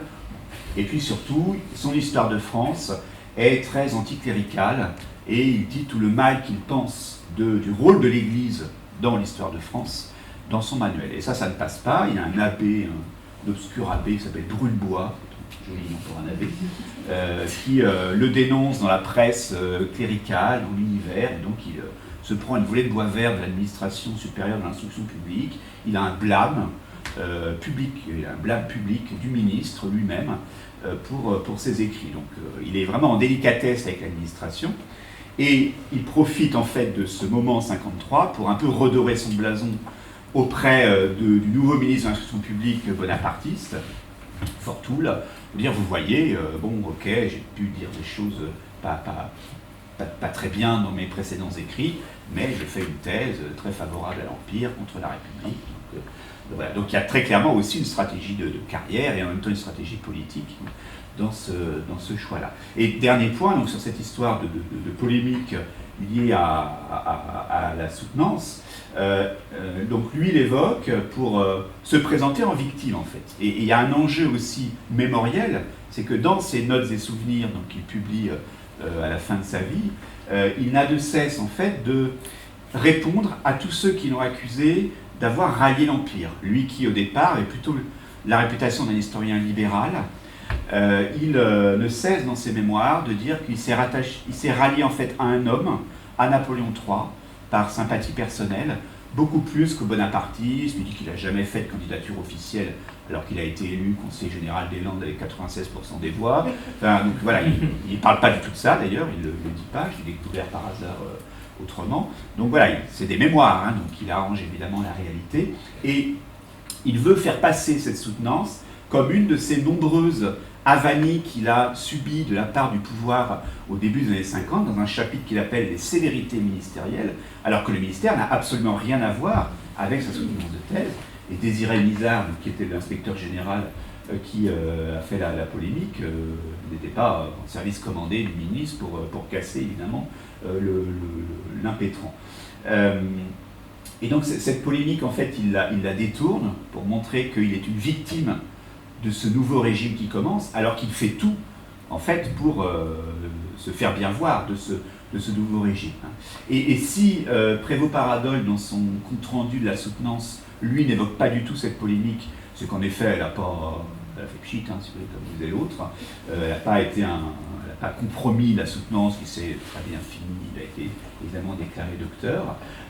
Et Prévost-Paradol, il écrit cet article dans la revue de l'instruction publique, qui est publié par Hachette, qui est l'éditeur de Victor Duruy. C'est évidemment un compte-rendu pro-domo, si vous voulez, pour un des grands auteurs de la maison Hachette, dans l'organe privilégié de diffusion de la communication, pour pas dire la propagande de la société Hachette auprès des enseignants, de façon à redorer le blason de cet homme qui, quelques mois plus tôt, avait été publiquement affiché comme anticlérical, bolchevique avant l'heure, presque. Et donc c'est aussi une stratégie commerciale en fait de la maison Hachette pour redorer l'image un peu ternie de l'un de ses auteurs phares de la librairie scolaire pour éviter la chute des ventes et et les pertes économiques qui peuvent être liées. Voilà, donc cette soutenance de thèse, vous voyez, elle a, alors je ne l'ai pas dit, mais elle a aussi une origine scientifique, c'est une thèse assez sérieuse, c'est pas les 19 pages de Michelet, hein, c'est voilà, de volume, avec des notes de bas de page, très à jour de la bibliographie, y compris en langue étrangère. Donc voilà, c'est un vrai travail extrêmement sérieux. Mais au-delà de cette stratégie scientifique, il y a ces stratégies politiques, professionnelles, économiques qui se mêlent. Et donc, après coup, après avoir étudié cette soutenance qui m'avait paru au départ totalement anodine, on voit bien l'importance que ça peut avoir dans les carrières tout au long du 19e siècle. Voilà. Merci. Je ne sais pas si tu voulais... Il y a un support visuel qui l'a reçu. On peut le mettre là si tu veux. Et donc, en invité, en intervenante non prévue au programme, mais présente quand même, Marion Maisonneuve, chargée de recherche au CNRS, officiellement géographe. Quoi, ça arrive même au meilleur. Donc, qui a participé à l'article sur l'analyse de réseau sur la forge des pairs, les relations entre membres du jury de thèse et dans 3 disciplines dont je vous parlais tout à l'heure avec Jérôme Lamy et Marie-Pierre Best, qui va vous présenter en 5 minutes aussi les résultats, que vous n'ayez pas que des historiens qui vous parlent quand même, parce que justement, le livre ne s'appelle pas juste l'histoire d'un grade universitaire. Merci. Eh bien, nous, on est sur une période plus récente, comme tu l'as très bien expliqué tout à l'heure. On a travaillé sur des thèses qui ont été soutenues entre 2002, je crois, et 2008. Et donc, c'est un travail qui a été fait, initié en fait par ma collègue Marie-Pierre Best, à l'origine économiste, qui s'est convertie en sociologue au cours de sa carrière et qui est malheureusement décédée 1 an avant le colloque sur les thèses que tu as organisé. Donc Jérôme et moi sommes venus présenter ce travail, dire à titre posthume, et on a pu en plus, avec Marie-Pierre, on avait terminé en fait l'écriture préalablement. Donc, voilà. Et c'est un thème qui tenait beaucoup à cœur à Marie-Pierre, la fabrication en fait le rôle de l'entourage des étudiants à la fois. Elle a travaillé sur les écoles d'ingénieurs aussi, et sur l'importance relationnelle en fait de leur au moment où ils accèdent au diplôme. Il n'y a pas juste le diplôme qui compte, mais c'est comment est-ce qu'ils ont été entourés, est-ce qu'ils ont un bon réseau, est-ce que leur directeur de thèse, directrice de thèse a un bon réseau. C'est un peu sa question qui l'a motivée, je pense. Si elle avait pu continuer à travailler là-dessus, elle avait un rêve, c'était de travailler sur les remerciements, parce qu'elle trouvait ça super de pouvoir voir qui est cité dans les remerciements d'une thèse. Et donc ce qu'on a fait ensemble, c'était de regarder qui participe au jury de thèse dans 3 disciplines, l'économie, l'archéologie et l'astrophysique. Et donc, c'est juste pour vous montrer, c'est assez visuel et je ne vais pas du tout être longue, qu'on peut reconstituer en fait des collectifs. L'idée, c'est que la thèse, ça va être le moment de la thèse, le moment du jury, c'est un collectif éphémère, mais en réalité, il s'appuie sur des sociabilités qui sont construites en amont dans le monde de la recherche. Et on voulait voir comment ça se passait dans ces différentes disciplines. Et donc, c'est dans 3 laboratoires à Toulouse, dont on avait pris toutes les thèses soutenues entre 2002 et 2008. Et donc, on pouvait reconstituer, donc vous voyez peut-être pas très bien, donc on a les noms de chaque membre du jury, et quand ils ont co-siégé à des jurys, ils ont un lien entre eux. Mais comme certaines, en fait, c'est des personnes d'un même laboratoire, c'est des thèses soutenues dans un même laboratoire, en fait, finalement, ça fait un réseau très connecté, bien qu'il y ait des gens qui viennent d'ailleurs au moment donc qui sont là, qui sont les gens invités d'ailleurs, mais à la fin, on voit qu'il y a quand même une sociabilité qui fait qu'on n'a pas de, en tout cas là pour l'astrophysique, il n'y a pas de ce qu'on appelle une composante isolée qui serait des bouts de réseau qui sont séparés. Donc ça donne l'impression que le collectif est quand même très soudé, même si après, quand on zoome, on voit qu'il y a en fait, il y a 2 gros carrés, c'est 2 sujets assez différents, et c'est les 2 grands pontes qui font soutenir le plus de thèses dans le laboratoire, et ça se voit très bien sur le réseau quand on connaît le laboratoire. Et nous, dans l'article, pour être très bref, ce qui nous intéressait, c'était de voir la relation, la superposition entre ces réseaux de coparticipation à des jurys, et si oui ou non, ces personnes qui ont participé au jury ont aussi coécrit des articles ensemble, pour voir justement cette épaisseur sociale relationnelle antérieure à la thèse. S'il y a de la coécriture, ça veut dire que c'est plus qu'une coparticipation à un jury. Et donc on voit quand on prend le même réseau... Ah, ça disparaît. Ah, voilà. Quand on prend le même réseau, donc là vous avez la coprésence au jury pour l'astrophysique, Et attention, je passe à la suite. C'est exactement le même, mais en fait, il y a plein de liens qui disparaissent parce que là, c'est que quand il ne reste plus que les liens où on a à la fois co-participé au même jury et on a co-écrit un article ensemble. Et on a comparé ça sur les 3 disciplines. Alors juste un parenthèse, je reviens juste avant. Il y a aussi eu, donc Marie-Pierre, moi j'ai pas du tout participé à ça parce que j'ai été plutôt la petite main assistante à l'époque pour elle, voilà, sur ce projet. Et elle a fait de nombreux entretiens à Toulouse et donc auprès de ses différents directeurs de thèse. Et donc là, justement sur un des 2 gros carrés qu'elle est allée voir, et donc c'est Rem, qui est un petit peu en gras, et qui parle de son ami Peter, qui est l'autre gros carré, et qui dit « Mais oui, Peter et moi, on est copains, mais il n'y a pas de raison qu'on publie ensemble. » Donc un peu pour expliquer, parce qu'ils ont des sujets très différents. Donc ça permettait ces entretiens aussi d'apporter un peu d'explication. Et donc on a ici l'équivalent sur l'archéologie, où on voit immédiatement un réseau qui est beaucoup moins bien connecté, parce que finalement en archéologie c'était des communautés qui co-siégeaient moins finalement ensemble à des jurys, donc ça se voit déjà aux coprésence de jury. Et si on ajoute par-dessus la copublication, on a un réseau qui finalement il y a vraiment beaucoup moins de liens, aussi parce qu'on copublie moins en archéologie. Donc en réalité les résultats de ce chapitre mettent beaucoup en avant les différences de pratiques de publication d'une discipline à l'autre. C'est encore plus flagrant pour l'économie, où là, la pratique de publication, elle est vraiment très individuelle. Le doctorant ne publie pas forcément avec son directeur de thèse, mais parce qu'on a aussi fait plein d'analyses sur le doctorant lui-même, avec qui la doctorante, avec qui il publie, etc., en amont de sa thèse, ou pas, s'il ne publie pas.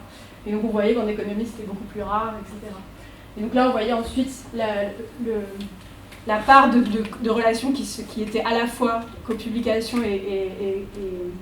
et coprésence de jury. On voit qu'en astrophysique, on a 37% de recouvrement. En archéologie, on a 32% de recouvrement. Et en économie, c'est là où ça recouvre le moins, on n'a plus que 14% de recouvrement. Donc l'idée, c'était de montrer ces différences-là et de conclure sur les spécificités des modes de recherche, la façon dont elles influencent les pratiques de publication et comment ça se retrouve dans la composition des jurys. Voilà, je pense que tout est dit, je crois. Merci.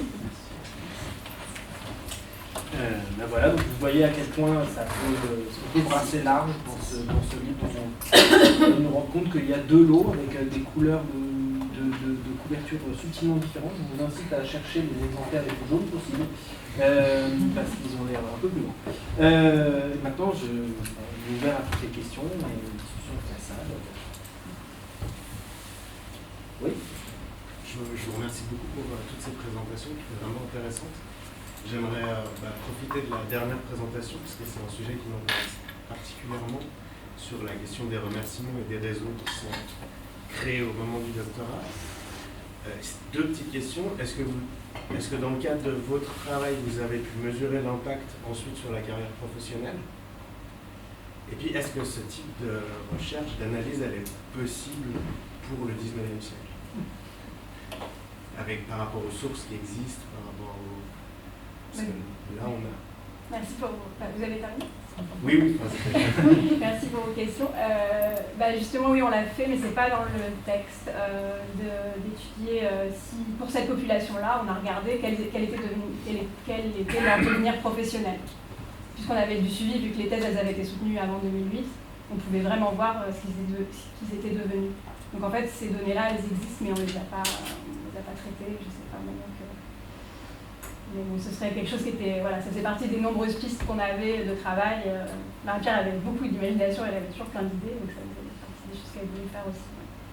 Et pour la question, j'ai envie de poser à Pierre.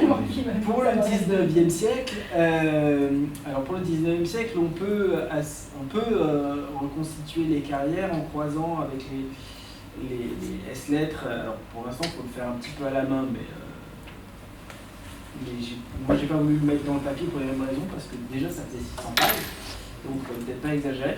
Mais on peut le faire pour les gens qui ont un poste avant 1885, grâce aux bases de données de Boris Noguès et Françoise Huguet, des anciennes bases de données du service d'histoire de l'éducation, vous trouverez facilement, maintenant elles sont hébergées à l'ENS de Lyon, où vous avez tous les gens qui ont tenu une chaire dans une faculté française, et même dans l'Empire napoléonien.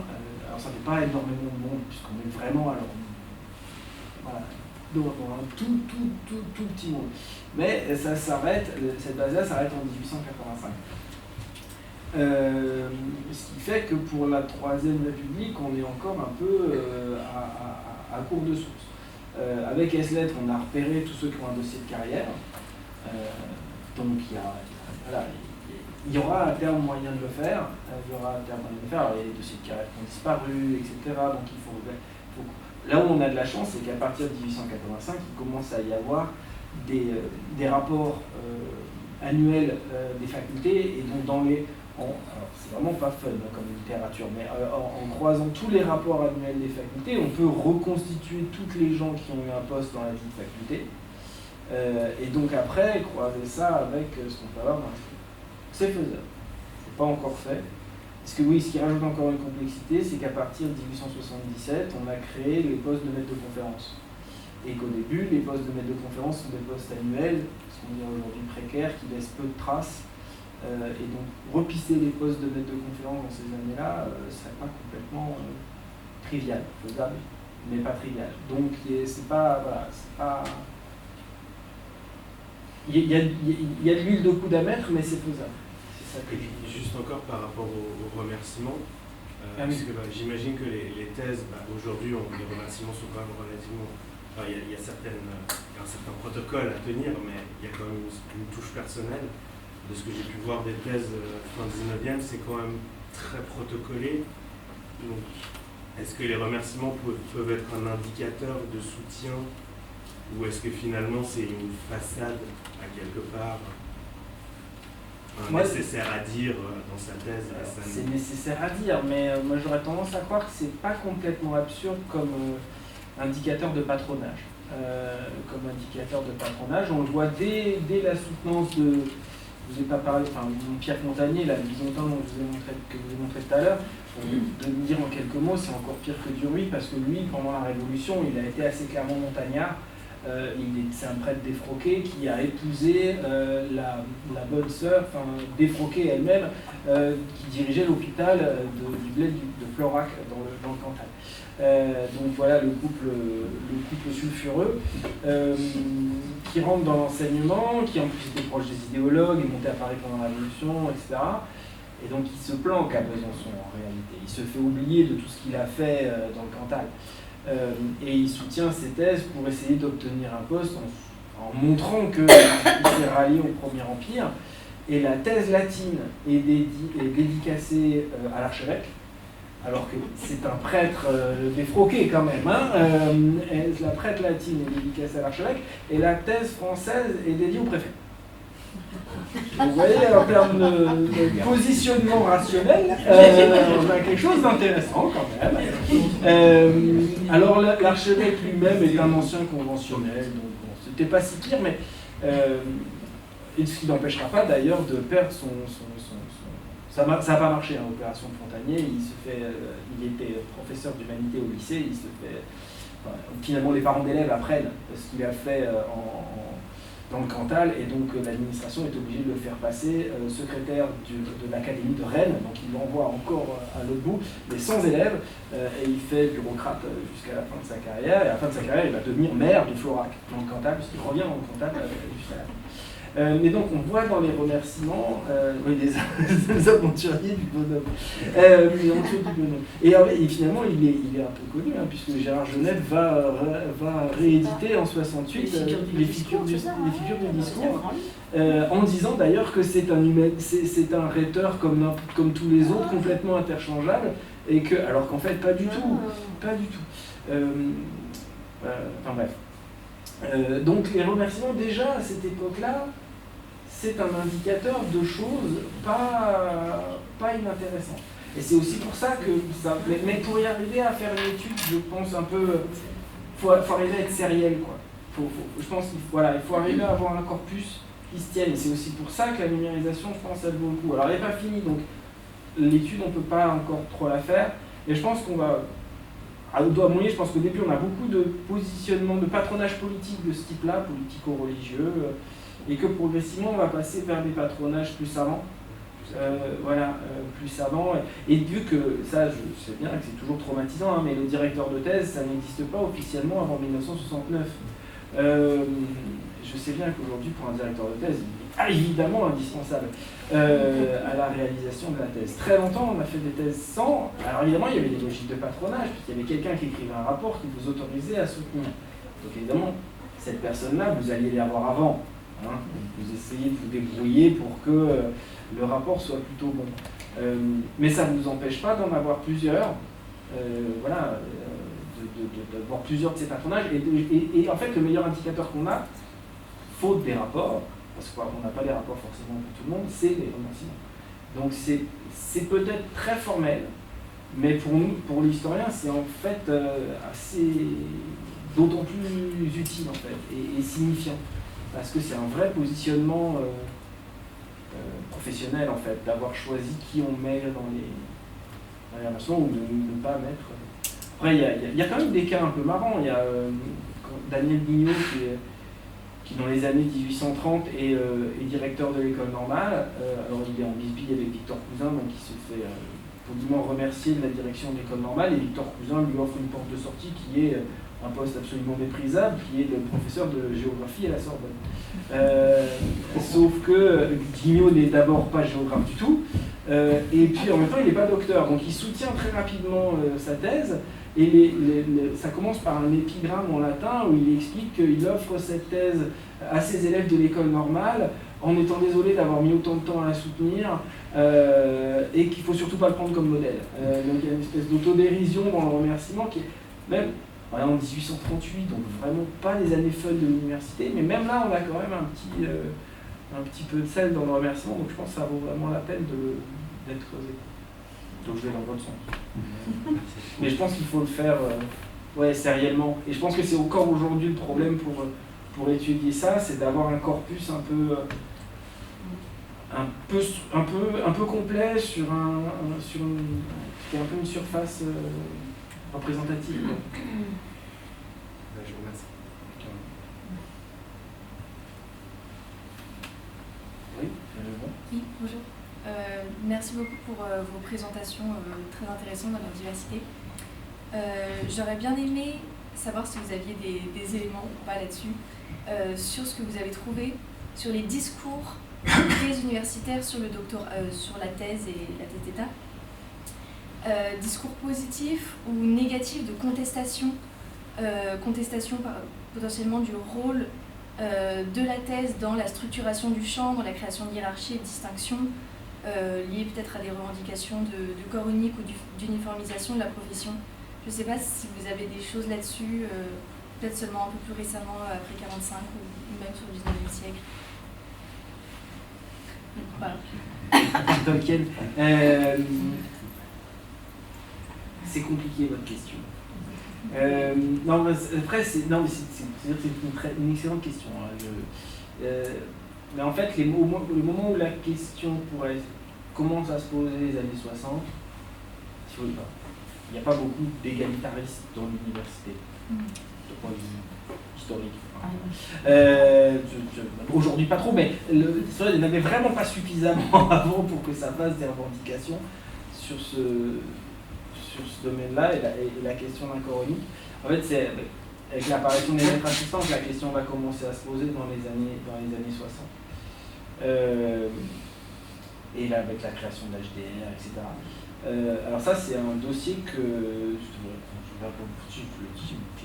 on a commencé à travailler là-dessus avec deux camarades, Julien Barrier et Étienne Borde, parce que c'est un coup des physiciens, etc. Et Étienne Borde donc, a fait sa thèse sur les présidents d'université, pour ceux qui sont prosomographie des présidents d'université, donc il connaît bien mieux que moi les questions syndicales. C'est un vrai défi en fait, parce que la thèse n'est jamais au cœur de l'argument, c'est toujours on demande un corps unique et puis on intègre dans le truc les enjeux de la thèse. Et donc en fait, pour arriver à savoir exactement quelles peuvent être les positions des différents syndicats et différentes revendications, après, à partir de 68 en gros, parce que des questions qui apparaissent à partir de 68, là, il faut se fader tous les bulletins syndicaux. Et quand on parlait de sources pas fun,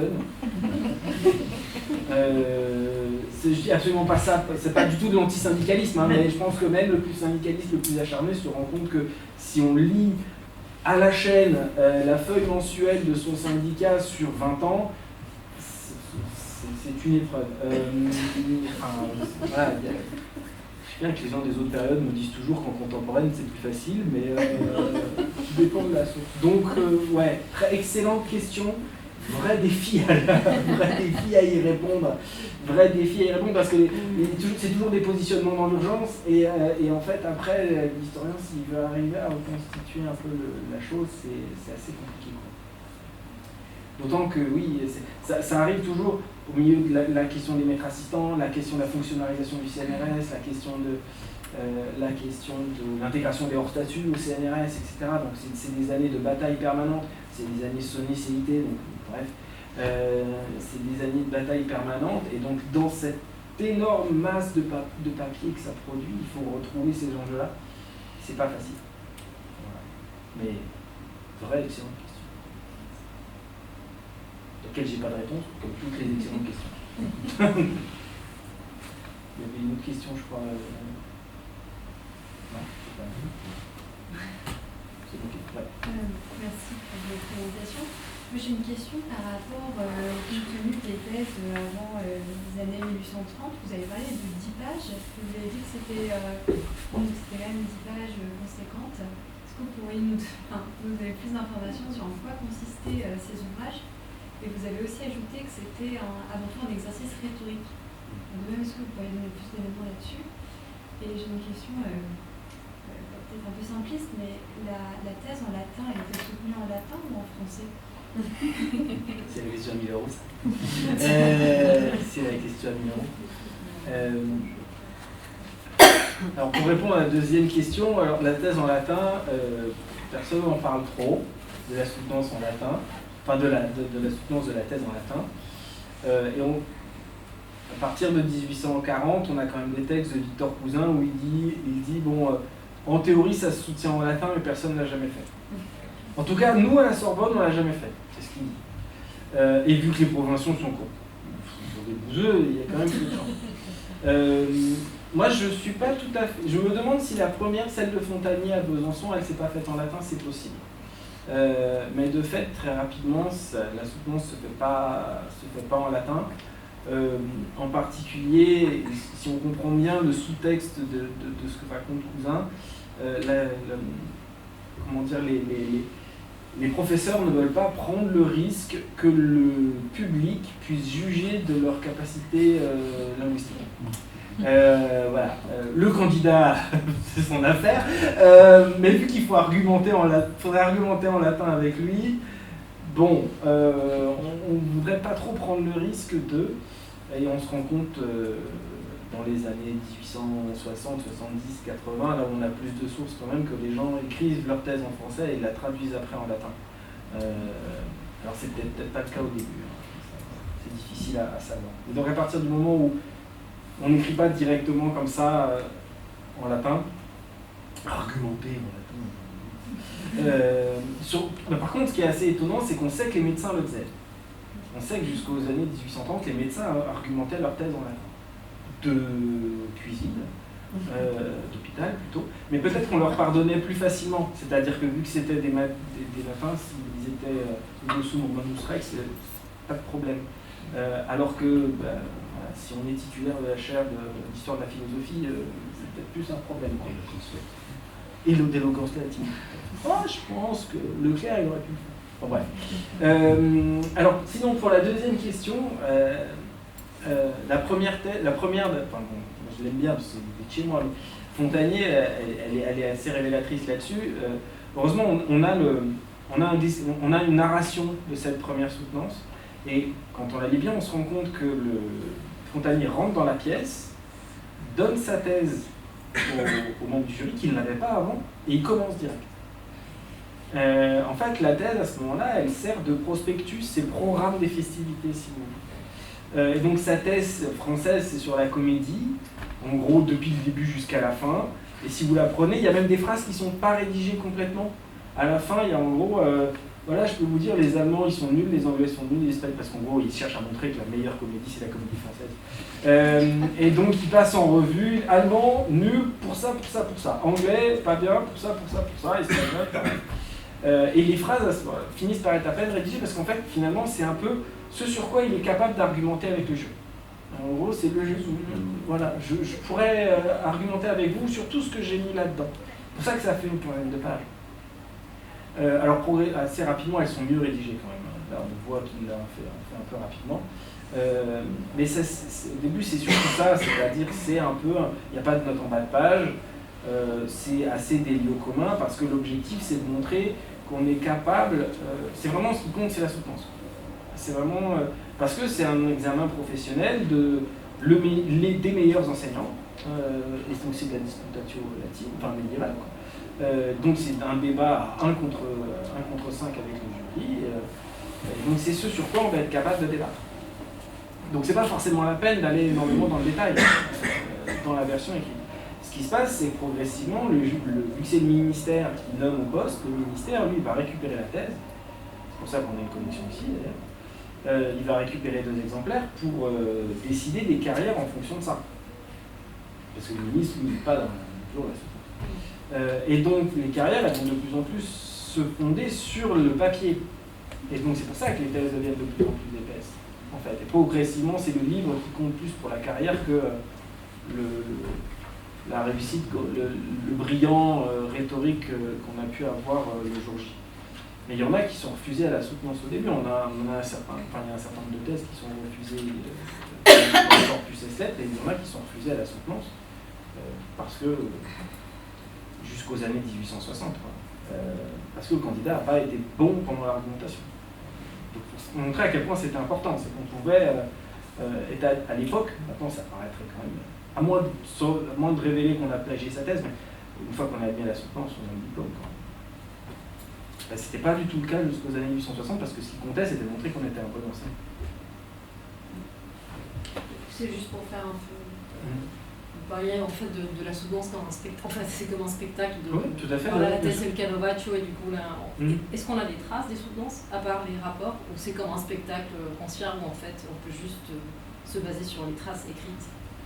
Est-ce qu'on sait comment ça se passait de temps en temps, pour le cas d'Isontin, on a de la chance parce qu'il y a quelqu'un qui a publié en 1904 la narration qu'il y avait dans les procès-verbaux de la faculté, qu'on brûlait en 1941. C'est pour ça qu'on a de la chance que quelqu'un ait publié en 1940.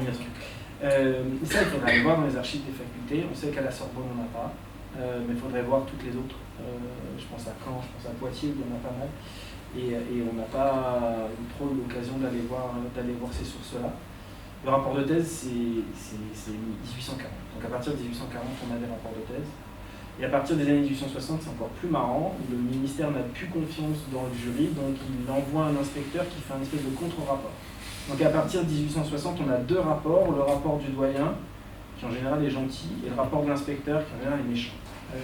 Et nous, on peut confronter les deux, et surtout les règlements de compte de l'inspecteur qui n'aime pas être professeur.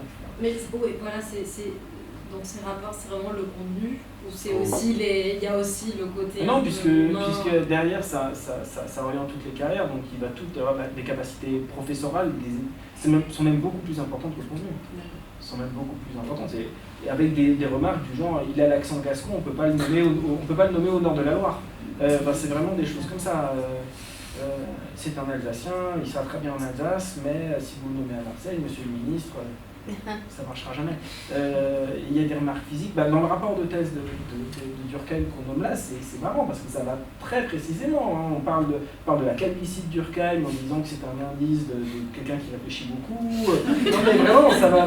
Il y a une espèce de description physique de comment il se tient, etc., qui en fait a une fonction de recrutement derrière, en fait, à quel type de poste on pourrait le nommer, et comment est-ce que ça se passerait bien ou pas. Donc là, les rapports, ça même un côté flippant, je trouve. C'est un côté vraiment le Second Empire contrôle tout ce qui passe. Et on peut croiser avec des témoignages, éventuellement. Oui, voilà, comme Duruy qui raconte, même s'il ne dit pas tout.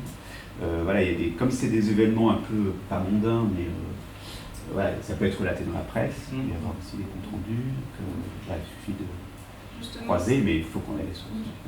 Ce que je voulais dire, la presse pour les femmes, La presse fait vraiment ses choux gras des premières soutenances de femmes. Là, les journalistes, ils y sont, et tous les bords, généralement, y sont. Donc, en plus, c'est des récits un peu très partisans. Et donc, alors, c'est pas vrai pour toutes, mais il y a quand même beaucoup de soutenances féminines. Au moins dans les premières, on en a pour la médecine, on a pour le droit, on a pour les lettres, justement, on a pour un peu tout. Les journalistes, ils y sont, et ils font leur rapport, et ils expliquent comment ça s'est passé. Et en plus, c'est vraiment du grand spectacle. La première soutenance de droit, il y a un chahut pas possible, ils sont obligés d'évacuer la salle, ça se fait finalement huis clos, il y a des injures qui volent de tous les côtés, enfin bon, voilà. Et là, c'est plus ou moins admissible selon les journalistes. Oui, c'est inadmissible, jamais on n'aurait dû autoriser, oui, mais ceci, et puis alors la tenue de l'impétrante, voilà, tout dans le détail, et les cheveux blancs ou pas, et les petites ridules sur le coin des yeux ou pas, et enfin, tout y passe. Donc là, pour le coup, la presse, pour le 20e et pour les femmes, enfin fin 19e, début 20e et pour les femmes, c'est une source extraordinaire pour ce qui se passe pendant les soutenances. Parce que c'est public et parce que ça attire du monde, c'est vraiment du spectacle. Puis les salles, enfin avec les rénovations de la 3e République, les salles sont faites pour ça. Là, la salle Liard, on voit bien, elle est faite pour le grand spectacle quand même, clairement. Ils en ont peut-être les journalistes. Merci. Merci beaucoup pour la présentation. Je me sens plein de trucs dans ça parce que je suis un doctorat en droit sur le droit d'enseignement supérieur. Ça semble même si habituel, mais c'est très précieux que les historiens travaillent sur l'enseignement supérieur à partir du XIXe siècle, parce que nous en droit on a très peu d'études sur le droit et encore moins d'histoire du droit sur le droit d'enseignement supérieur. J'ai une question pour M. Dutron.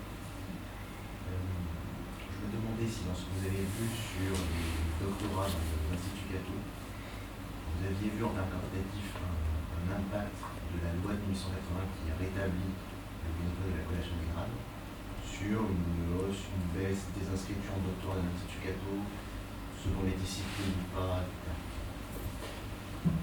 C'est parce que, ouais, donc la loi de 1880, c'est ça. Ouais. Mais je ne vais pas ça répondre à ça, puisque moi j'ai étudié que le doctorat en théologie, quoi. Puisque vous, c'est de savoir si le monopole de 1880, du coup, a pour conséquence une diminution, c'est ça, d'inscription des docteurs dans les... Ça rend moins intéressant pour les étudiants de s'inscrire en thèse dans les instituts Cato, sachant qu'ils ne pourront plus recevoir le grade de docteur en théologie s'ils soutiennent dans les instituts. Sauf à soutenir devant les jurys des facultés d'État. Et pour la théo? Oui. Et le grade de docteur en théo, il n'a jamais servi à grand chose. Mais à part pour être prof dans une faculté d'État, je ne veux pas répondre à ta place, mais. Mais donc, je suis désolé, j'ai pas bien compris où je suis. Non, mais aussi un truc que j'ai pas vu juridiquement parlant, mais à partir de 1880, pour obtenir le grade universitaire, il faut forcément passer les épreuves devant les facultés de l'État. Oui, mais du coup, pendant 5 ans, jusqu'à la suppression de 1885, et la dernière avec la loi de financement qui supprime la fac de Théo de la Sorbonne, bah on a 5 ans où certaines thèses de doctorat en théologie canoniques, en fait, parce que la différence, évidemment, c'est que les thèses de doctorat en théologie au 19e, surtout dans l'université française, elles ne sont pas reconnues canoniquement par Rome. C'est aussi tout l'enjeu, évidemment, de l'envoyer ou pas à Rome, de l'envoyer ou pas dans une faculté d'État au 19e, ou avec celles qui naissent post-1875, de l'envoyer dans une nouvelle post-1885. Mais, et donc, qu'est-ce que je veux dire par là? Mais que finalement, c'est pas très grave que les docteurs en dizaine soient pas un grade. Parce que eux, ce qu'ils disent, c'est une carrière ecclésiastique, donc... C'est parce qu'ils viennent chercher dans le...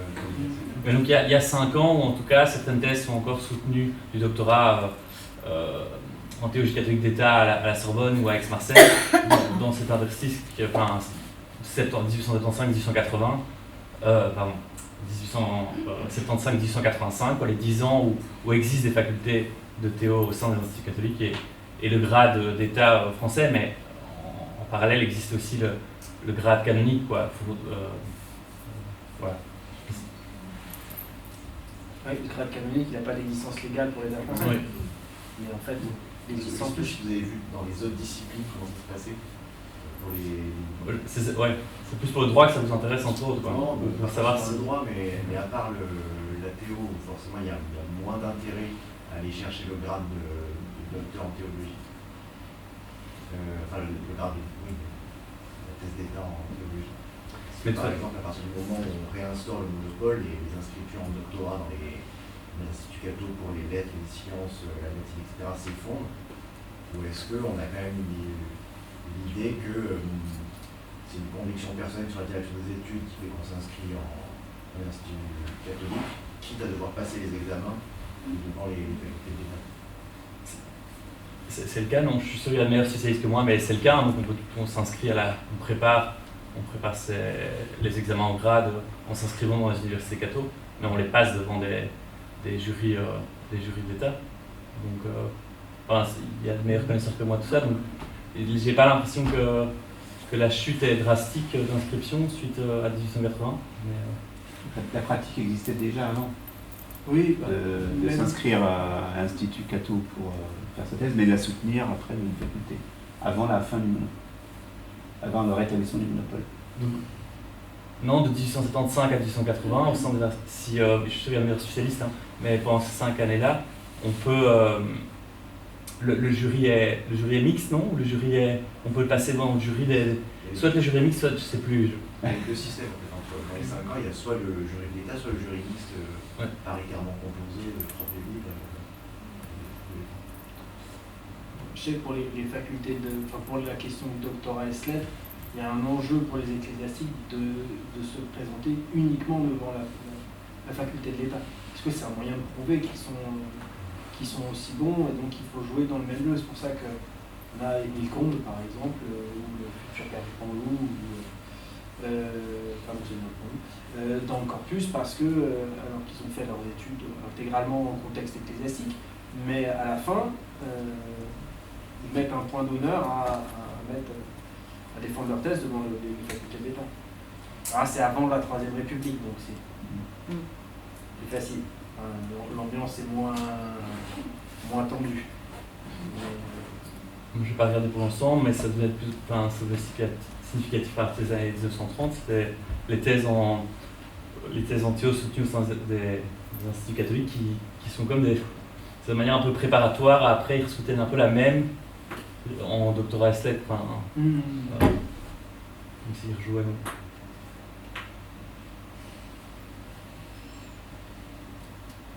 Oui. Merci beaucoup pour toute la présentation. Alors, vous avez dit que ce n'était pas une synthèse, mais j'ai un peu une question sur la synthèse quand même. Je ne sais pas si vous pouvez répondre, mais je me demandais justement, d'un point de vue quantitatif, comme vous tracez cette longue temporalité, et qu'on sait aujourd'hui que par exemple depuis quelques années, il y a moins de doctorants et de docteurs en France qu'il y a 10 ans par exemple, ou 15 ans. Est-ce que sur le grade de docteur, on a une sorte de dynamique croissante quasiment jusqu'à la fin du XXe siècle, ou est-ce qu'on peut aussi voir des moments où finalement il y a plus de docteurs, plus de thèses soutenues que d'autres, et est-ce que c'est vraiment quelque chose en ligne droite? Et je me demandais après, notamment par rapport à votre présentation, monsieur, sur le rapport à la politique et à l'Empire, est-ce qu'au niveau des thématiques des thèses, on voit aussi des fortes dynamiques liées au contexte politique? Parce que c'est vrai qu'au milieu de cette période, il y a les 2 guerres mondiales, la montée des nationalismes, il y a aussi la colonisation. Donc est-ce que c'est des choses qui ont pu ressortir peut-être dans les travaux qu'on a fait dans le livre? Est-ce qu'on voit ressortir des thématiques vraiment politiques fortes qui s'ancrent dans cette période? Je ne sais pas lié au contexte. Oui, pour répondre d'abord à la deuxième question, on voit assez clairement la première thèse, on pourrait dire d'histoire coloniale, c'est 1845, donc à peine on est arrivé à Dakar qu'il y a déjà un doctorant qui travaille sur l'histoire de Dakar et de la conquête de Dakar. Donc ça c'est assez direct. Des mots assez marrants. À chaque fois qu'il y a un rapprochement avec l'Angleterre, il y a des thèses d'histoire anglaise qui se soutiennent.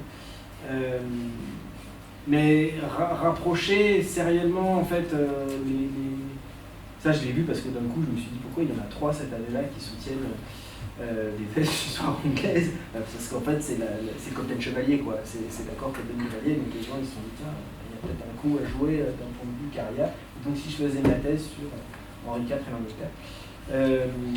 Mais c'est pas si facile que ça à pister parce que voilà, c'est pas évident de comprendre que la thèse sur Tibère en fait parle un peu de Napoléon III. En fait, il faut avoir pas. Pour le coup, non, puisqu'elle a été faite avant. Oui. Donc, il y a aussi le délai entre l'élément de contexte et la préparation.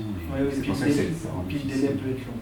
Voilà. Le délai peut être long, rien que parce qu'on soutient sur imprimé, hein, donc il y a des gens qui mettent là, il y a 6 ans, mais même c'est habituel que ça prenne un an. Donc c'est pas si facile à pister et c'est clairement à faire, mais c'est pas si facile que ça à pister. Alors pour le quantitatif, c'est pas linéaire, ne serait-ce que parce qu'il y a des guerres mondiales. Voilà. Globalement, vous avez une première croissance qui s'accélère à partir des années 1830, une deuxième qui à partir des années 1870.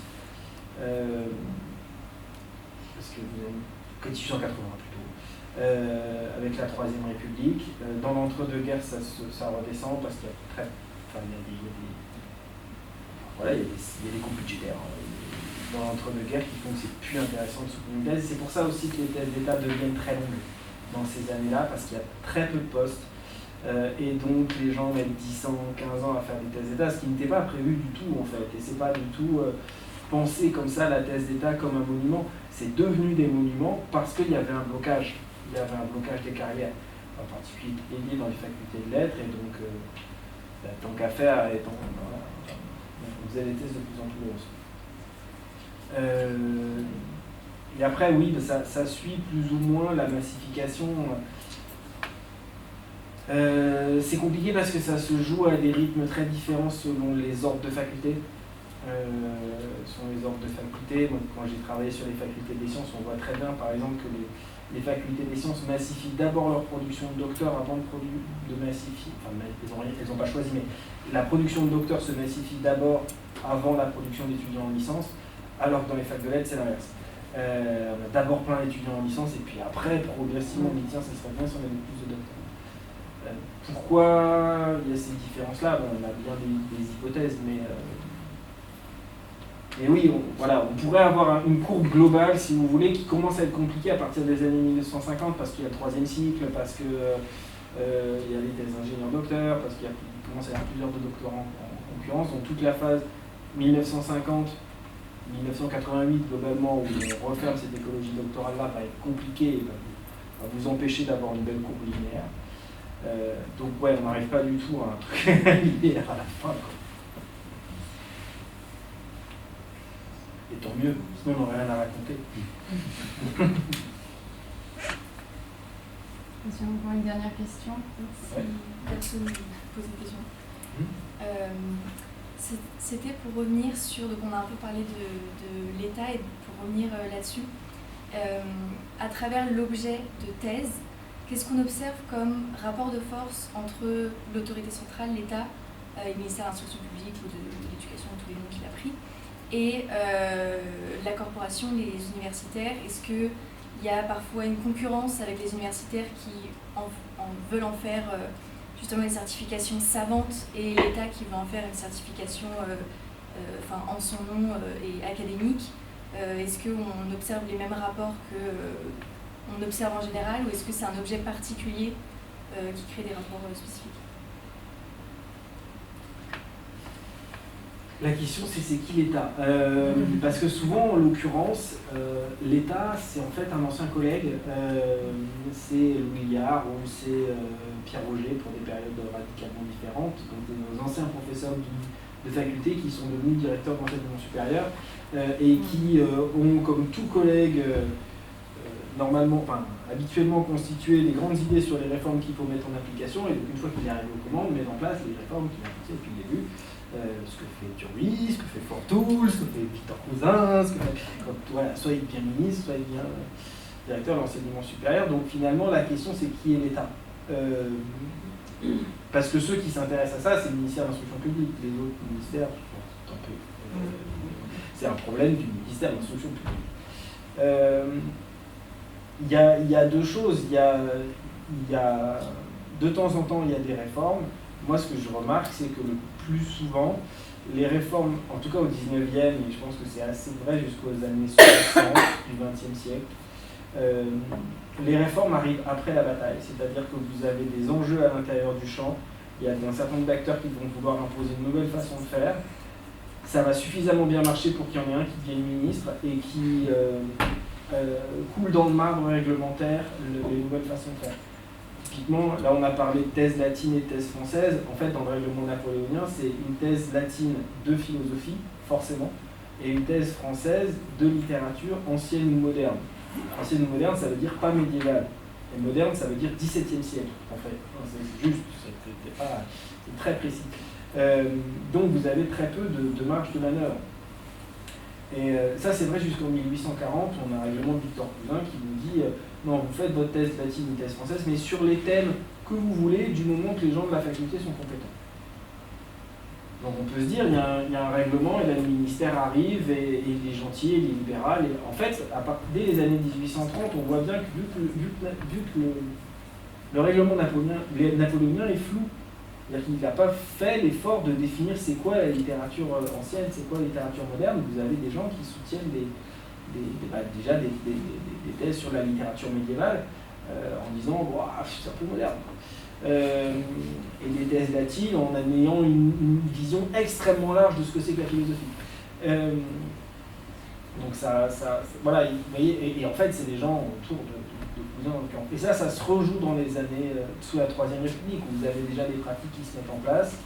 Et à la fin, en 1903, quand on rend optionnel la thèse latine, on sent bien qu'en fait, le règlement, il arrive après la victoire, quoi. Mais ça ne va pas tout à fait jusqu'au bout. Voilà, c'est pas qu'il y ait une autogestion des universitaires, c'est qu'il y en a certains dans le monde universitaire qui vont arriver à parler au nom de l'État. Et à faire que l'État, c'est eux. Oui, et juste un dernier mot, et après je te filme le micro.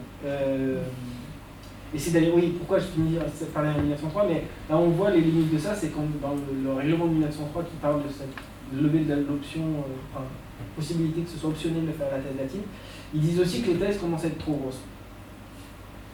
Donc les premières lamentations ministérielles sur les thèses trop longues et les thèses trop grosses, ça date de 1903, et qu'il faudrait qu'il y ait un nombre d'années maximum. Et donc, souvent, je crois qu'il y a souvent. Enfin, il peut y avoir des fonctionnaires qui ont envie d'imposer des trucs universitaires, mais qui y arrivent rarement quand même. Voilà, c'est ce que je voulais dire. C'est une excellente transition, parce que je pensais que la question ne s'adressait pas forcément que sur le 19e siècle. Oui, je parle et c'est vrai que. Non. Vas-y. Mais je vous ai montré qu'on avait pris des thèses qui étaient antérieures à 2008. Il se trouve que c'est une année qui n'est pas anodine parce qu'à partir de 2009, il y a le contrat doctoral unique qui est quand même une volonté du ministère. Moi, je n'ai pas étudié la question précisément, mais de contrôler un petit peu mieux le format des thèses et de faire en sorte qu'elles soient soutenues dans un délai qui soit du mieux possible égal à 3 ans. Et pour les études qui existent sur ce sujet, il y a eu quelques statistiques qui sont sorties, on voit qu'en fait, les durées des thèses en sciences sociales, en sciences humaines, elles n'ont pas diminué autant qu'espéré par la réforme. Elles vont, je pense, diminuer, mais ça n'a pas suffi pour complètement cadrer une chose comme j'imagine la réforme de souhaiter. Et aussi, nous, ce qui est particulier sur avant le contrat doctoral unique, je pense qu'il y avait beaucoup moins, je ne sais pas s'il y a des gens qui sont plus spécialistes que moi, il y avait beaucoup moins de prérequis dans la composition des jurés de thèse sur essayer d'avoir une parité et essayer d'avoir une part d'externes et d'internes, c'est-à-dire de membres qui viennent d'ailleurs que du lieu de soutenance. Donc si on refaisait les études sur des années plus récentes, on aurait probablement un effet aussi de ces équilibres maintenant qu'il faut jouer quand on établit un jury. Tout à fait. Non, merci beaucoup à tous les intervenantes pour cette passionnante soirée.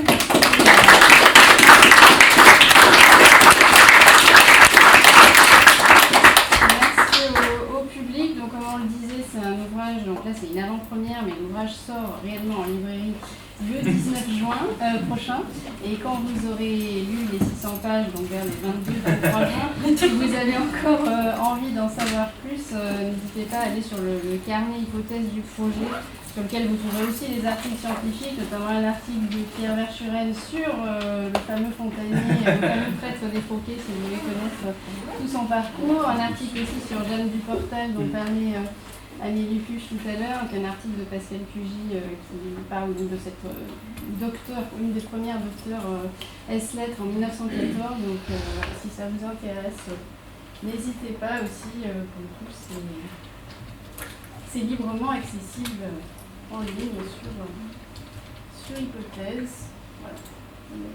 Le carnet de projet avec notamment le dernier article sur Jeanne Duportal. Voilà. Merci.